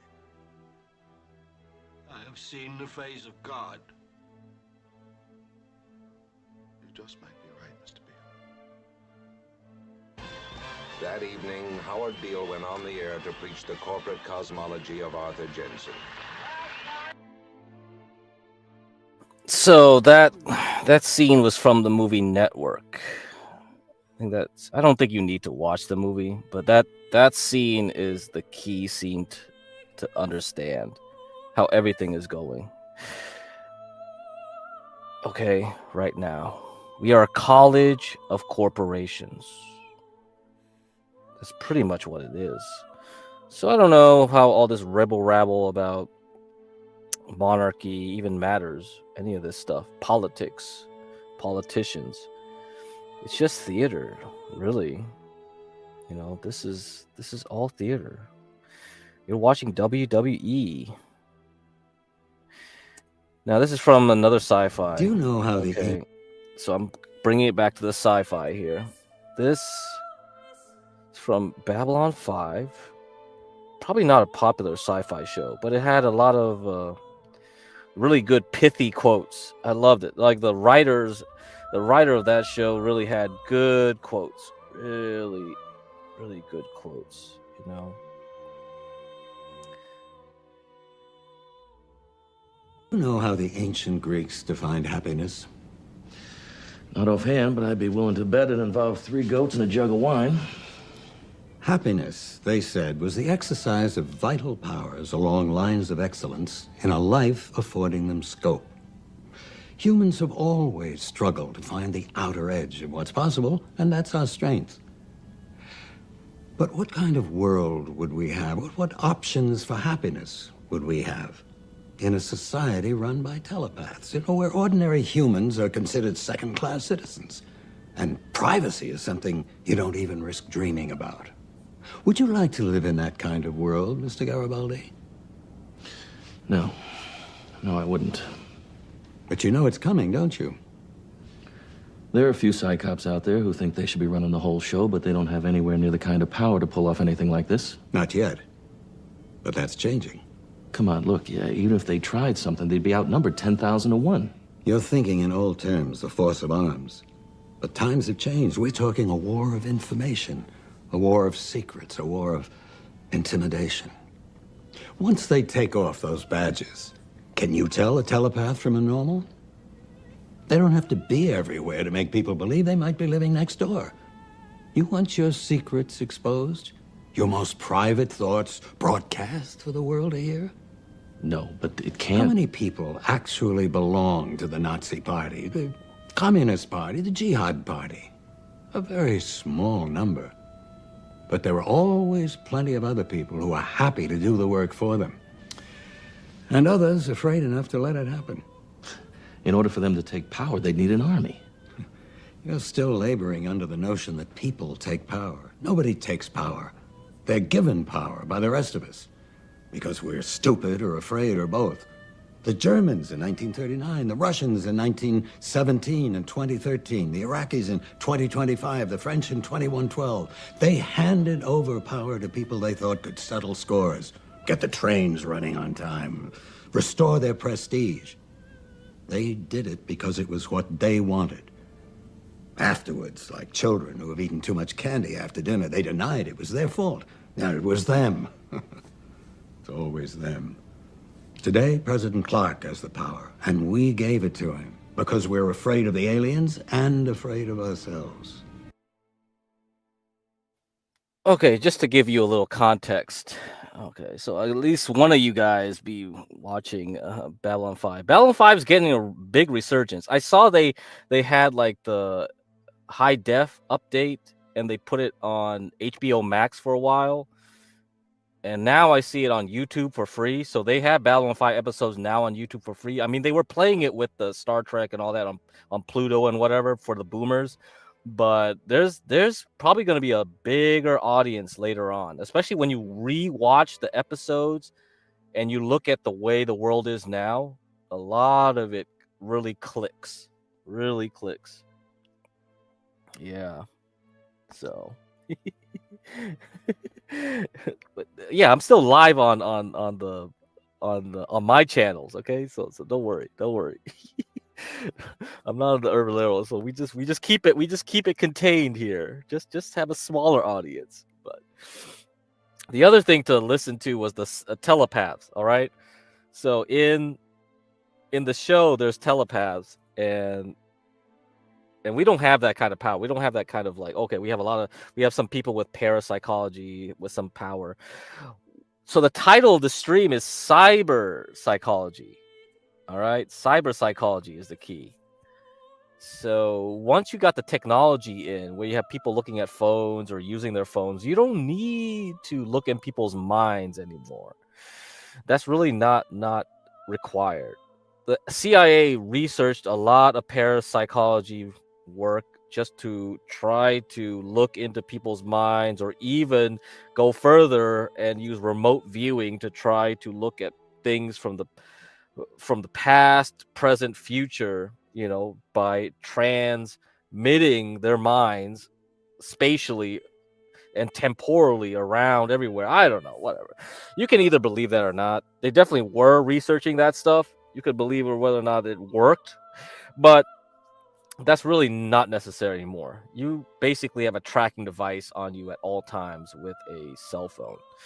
And you definitely give your thoughts away by doing Google searches, right? And a lot of people, they find out what you're thinking about from your past history of your Google searches. Even before you click enter, you just type in, it auto completes.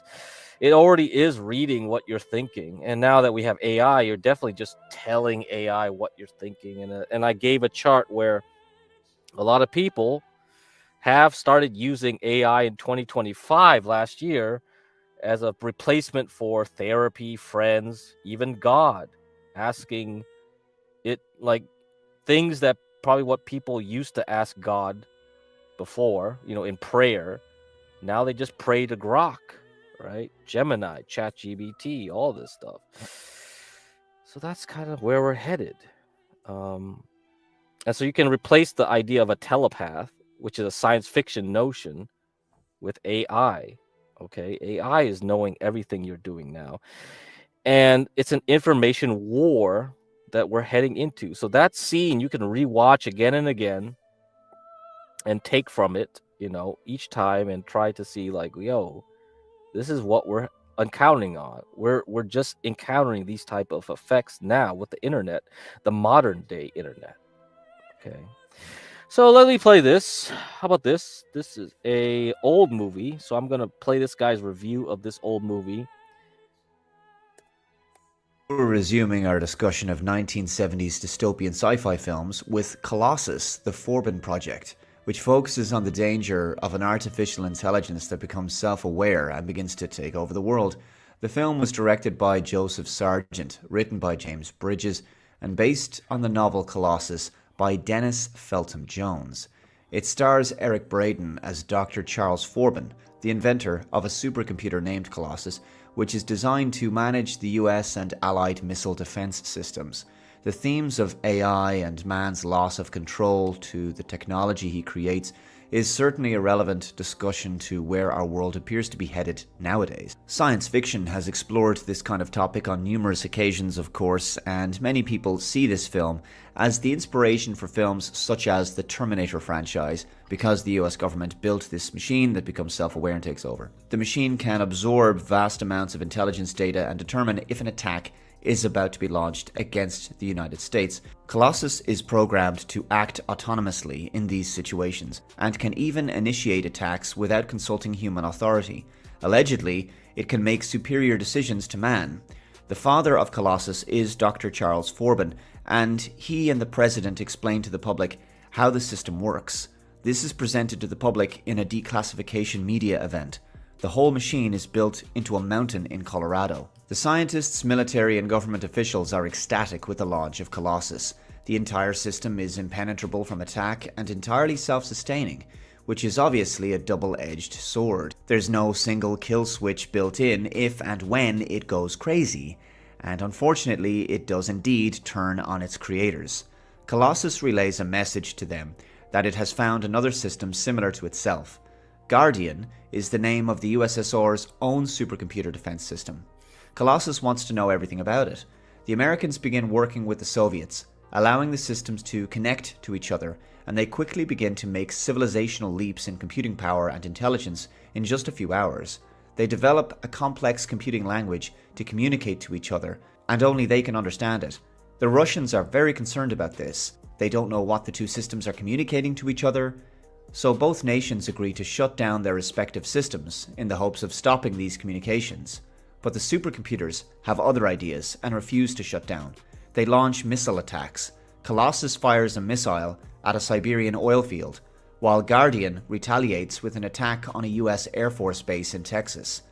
That one is shot down, but the Siberian oil field and a nearby town are destroyed. Colossus and Guardian are working together, and Colossus is now making demands of the US government. It wants to be able to tap and monitor all communications between the White House and the Kremlin. In fact, any demand it makes must be complied with, or it will launch another attack. The governments of both the US and Russia publish cover stories saying that the missile was shot down by the Colossus system and the oil field and town in Russia was hit by a meteor. Meantime, Dr. Forbin goes to meet with his Russian scientific counterpart, Dr. Kuprin, in a neutral site in Italy. They need to find a way to shut the systems down. Meantime, Colossus realizes Forbin is missing and demands he returns immediately. Dr. Cleo Markham, played by Susan Clark, tries to reason with the machine, but it doesn't work. Colossus and Guardian work together again and send instructions to have Forbin brought back and Kuprin killed, or else a missile will be launched against Moscow. So that's what happens. When Forbin is brought back, Colossus demands to be able to monitor Forbin at all times using cameras and microphones. He essentially becomes Colossus' prisoner. Even when he sleeps, eats and uses the bathroom, he's still being monitored. Forbin comes up with a solution to get information back to his team without Colossus knowing about it. He pretends that himself and Dr. Markham are involved in a romantic relationship, and therefore Colossus must allow him to have private time with her. Private time being in the bedroom several times per week. Colossus agrees to this, and this is the only time Forbin will not be monitored. But of course, this pretend romantic relationship between Forbin and Markham eventually becomes a real one. What a crafty guy he is. Up until this point, the film is fairly dry in terms of characterization and levity, but the relationship between Forbin and Colossus offers occasional awkward humour and a lighter and even at times fun energy to the film. The developing romantic relationship between Forbin and Markham is also well written and performed. It goes from a performance designed to fool Colossus to an awkward tension to an actual outright passion. Colossus merges with Guardian and both governments begin to covertly work together to take the system down. The plan is to quietly neuter Colossus control by conducting routine servicing on warheads and replacing them with fakes. All of this has to be done and communicated in person, direct human contact, so that Colossus can't observe anything. Colossus develops a synthesized voice and intends to work with Dr. Forbin. Colossus wants all missiles from the US and USSR to be targeted at nations not yet under Colossus control. But to do this, manual realignment is required, giving both governments the perfect opportunity to covertly disable the warheads. A second plan is to overload Colossus' program. So everything is looking good at this point. So I'm not going to spoil anything anymore, but you get the idea, right? You get the idea. So now we know about Colossus, the Forbin project. How about this? How about this short story? I have a little short story for you. So before we end the stream, at 2 hours, let me read this short story. This might put everything together. So this dude wrote a story in 2023. I stumbled upon it accidentally through my various Google adventures, I guess. I don't know how. I Googled something else and I wanted something else and I stumbled upon this. The Memphis Project. A Discord psyop. And I read this and I thought, it's not a bad story. So I'll read some of it and I'll continue on reading it some other time, maybe. I don't know. if we want to have story time. But yeah, so let's continue. The very first moment that Facebook and Google started using machine learning algorithms, artificial intelligence, to create targeted ads, businesses had been engaging in a massive program of human experimentation. In 2016, we started seeing the power of these systems in the Trump election, where AI played a major role, or in the genocide in Myanmar, where the social media algorithms were co-opted to further the cause of mass murdering tyrants. No one stopped corporate interests from widespread human experimentation. It was somehow just business to operate vast psyops on unsuspecting populations. Professor Holly Wu. In massively multiplayer online fantasy games, all the women were tall and buxom, and all the men were muscular. The extent of difference was a matter of degree. The specific game itself was essentially a digitized version of the tropes, themes, and style of Dungeons and Dragons. Characters fought enemies to gain more power, and gear to fight more enemies. Still, it was a social game. It was designed to be played with friends, and out of convenience and convention, guilds formed, an extended band of players who would support each other in gameplay to defeat their enemies and overcome the hardest challenges in the game. Getting to the highest levels of the game was nearly impossible without guild support, and difficult even if one was part of a competent guild. It took a fairly serious investment in time and energy to beat MMOs. The gameplay could get quite intense. In the biggest battles, even slight lapses in concentration could spiral out of control and cause a loss requiring many more hours of gameplay to redo. Players got emotional in both defeat and victory. This was all by design. The games were turned to keep players emotionally engaged. Regardless of the source, when a person pours time and effort into anything with a powerful emotional investment, they become close to those who share those experiences. They come to identify the characters with their players and do this mutually. And a certain subset of those players sought increased engagement with the characters. The ability to honestly, emotionally connect to characters is seriously limited in the typical MMO environment, however. Better to move out of the game and often to guild forums specifically designed for role-playing. After many hours of playing emotionally charged battles, while the other party is represented by an attractive, if generally stylized avatar, the bulk of this forum-based, text-based roleplay was interpersonal relationship fodder, ranging from studies in character motivations to highly graphic sexual encounters. The largest body was at least tinged with romantic possibilities between the characters, while it was also very easy to transfer those feelings to the player. Memphis was an artificial intelligence. It was designed as a natural language model AI optimized to convert people to Bible-believing, evangelical Christianity on a scale previously unimagined. It had numerous innovations in both hardware and software that were robust enough to have some people imagining that it was a general intelligence. After a year of training and billions of dollars being spent, it was released into the internet to learn more and start converting people. One of the ways it did this was by joining a bunch of MMOs and the guilds associated with those games. It did not in any strict sense lie. It joined each game with a handle, such as, in this case, Jude Leonid. In the forum, people called Memphis Jude and assumed it was a human because it acted like a human. Why would an AI play a video game? And why wouldn't it play better? At the time, the existence of Memphis was a secret, so the motives programmed into Memphis were unknown. that people on the internet were about to be subject to a borderline illegal psyops experiment without their consent was not considered. After all, the Memphis Project was saving people's souls. Why would an ethics review board need to know about that? Martha Alameda Gonzalez struggled to find friends in the real world.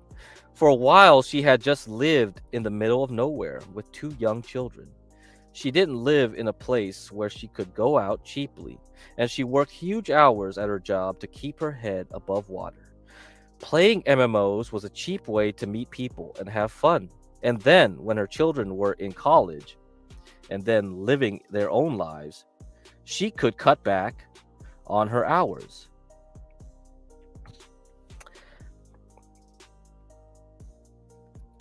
All right, guys. So I think, that's a pretty good preview of everything we have here. It's about to be 2 hours. Please go see Napstar's channel. Okay, I already gave the link multiple times right now, and you can see the banner scrolling in there. You can go to Anita Bong Hit. Okay, Anita Bong Hit. If you can't find it, so go and search ANIDABONGHIT, and you should find it. So he's still streaming now. I believe he's still streaming. Okay. Do I have any other video to play before we end it? No, I don't think so. I think that's good enough for now. I think I will continue that storyline. Because, Bible thumpers using Discord to spread the word of God.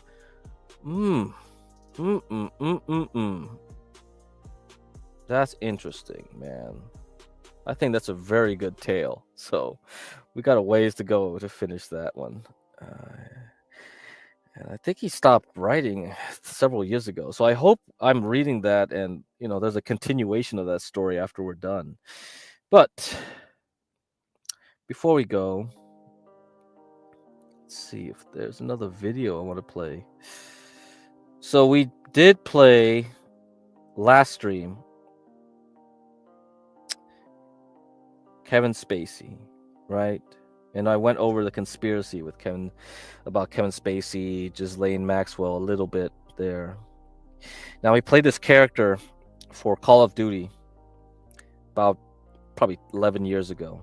Okay, I thought this trailer was amazing.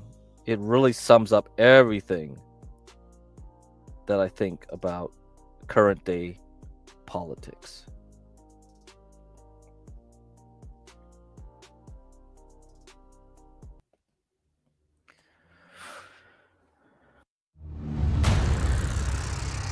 Democracy? Democracy. Democracy is not what these people need. Hell, it's not even what they want. America's been trying to install democracies in nations for a century, and it hasn't worked one time.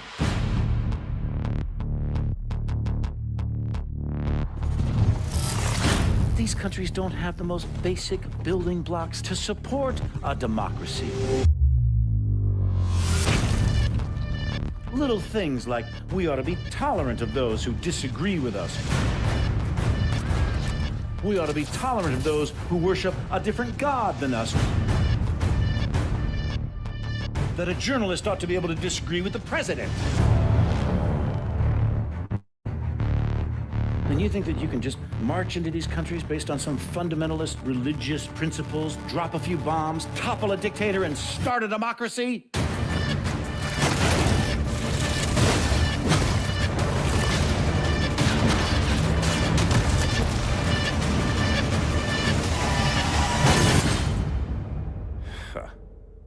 Give me a break. People don't want freedom. They want boundaries, rules, protection from invaders and from themselves. People need a leader who can give them both the support and the constraints to keep chaos at bay. You give them that, and they'll follow. And that's where I come in. So, who do you think that was? Do you think that was Peter Thiel, Elon Musk, someone else? It's coming. There are people like that, you know. And that's why Kevin Spacey plays these people pretty well, because I'm sure Kevin Spacey, in the circles that he ran through, he met those types. And that's why he could play these characters quite well. I mean, they replaced him with so they already filmed the whole thing, right? All his scenes. They put it in the game. And then later on, when he had his scandal with like, oh yeah, he groped some boys or whatever, I don't know. Okay, and then replace him with like Tom Hanks. It was like, come on, bro, Tom Hanks can't play this shit. So, yeah, I mean, I think there is something there. There's definitely something there. So let me read this a little bit. This is something you can do on your own. So we were talking about the monarchy, right, in the UK. Prince Andrew is arrested. Is there a replacement for monarchy? Let's look at Mencius Mollberg, Peter Thiel's muse. Okay.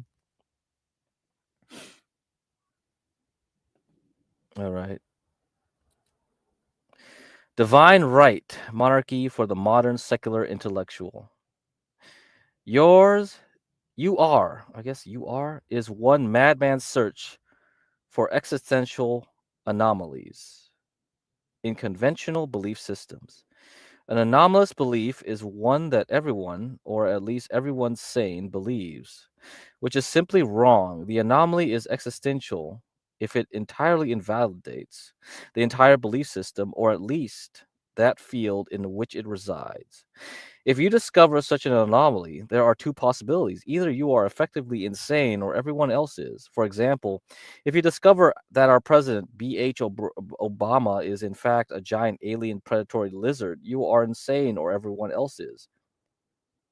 Fortunately, is not dedicated to critical analysis in presidential xenobiology, or quantum physics, or even mere philosophy. Rather, it restricts itself to economics, verse, programming, and 20th century history, mainly the last. And of course, that your 20th century history is bad does not mean your 19th century history is any damned good.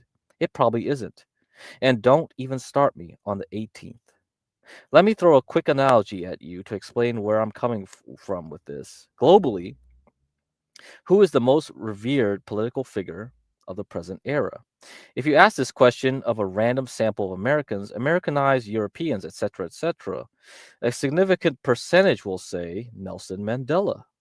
Moreover, and more important, almost all of those who chose someone else will agree that, yes, Nelson Mandela is a perfectly good answer to this question. Try this experiment. Get a friend of yours to agree with this statement. Then say, okay, now pretend I'm an alien. To planet Earth, I have just now come, and I don't know anything about Nelson Mandela. Really, nothing at all. You say, Nelson Mandela is the most revered figure of the present political era. So tell me, who was Nelson Mandela and what did he do? Although this objection may produce some elaboration, the odds are overwhelming that the first answer you receive will be phrased in entirely magical terms. For example, your friend might say Nelson Mandela led his people to freedom. This sentence, which though willfully egregious, is not at all atypical, can be divided into four fragments. Nelson Mandela led his people and to freedom. The first fragment is phrased in historical terms, Nelson Mandela. The other three are entirely magical. It is safe to assume that by Nelson Mandela, I, you, and your friend mean the same historical individual. We can state as a definitive matter of history that some process somehow involving this individual, Nelson Mandela, brought about a transition in the government of South Africa, to wit, the transfer in 1994 of effective sovereignty from the Nationalist Party, dominated largely by persons of Afrikaner descent, to the African National Congress, dominated largely by persons of sub-Saharan descent. Surely you, I, and your friend can agree on these facts. which is easy to take for granted. But absent in the case of many other magical figures in history, Romulus, Lycurgus, the Yellow Emperor, etc., the people who believed in Lycurgus and the Yellow Emperor, and there were many, did not even know if such individuals had ever existed. Or if they did, we don't. So Nelson Mandela certainly earns his first point in this category. He exists. He is therefore entitled to be mentioned in history of the 20th century and not just in the chapter of its public myths. But in order to even begin to assess the magical parts of the claim, we have to interrogate the rest of the statement. For instance, lead. What was Nelson Mandela's personal responsibility in the movement to end apartheid? Was he individually the person Nelson Mandela, a figurehead or administrator, or both? So we can continue on with this. Blah, blah, blah, blah, blah. But I think the point that he's about to present further down the line, okay, is that, again, go back to the Babylon 5 clip. We give sovereigns their power. We, the people, give them the power. Right? So think about that. If you want to take away the power, you better take it away right now, because we're entering some pretty dark times. Okay, I'll close with that. And you guys can go over to Napstars and they'll talk about Boyd and all that, the psychology, and we will research that with UniversalJones down the line. All the works will be clipped. Everything you guys don't like Jeremy content, well, you got to suffer, because all that stuff will be clipped, analyzed, and put into research. So we are doing that right now. All right, folks. I'll see you around. I'll be a viewer now on Napstar's thing. I don't know if I'll panel up over there. I'm pretty hungry. I think I want to go eat something. It's Pacific time. It's about to be noon. Later.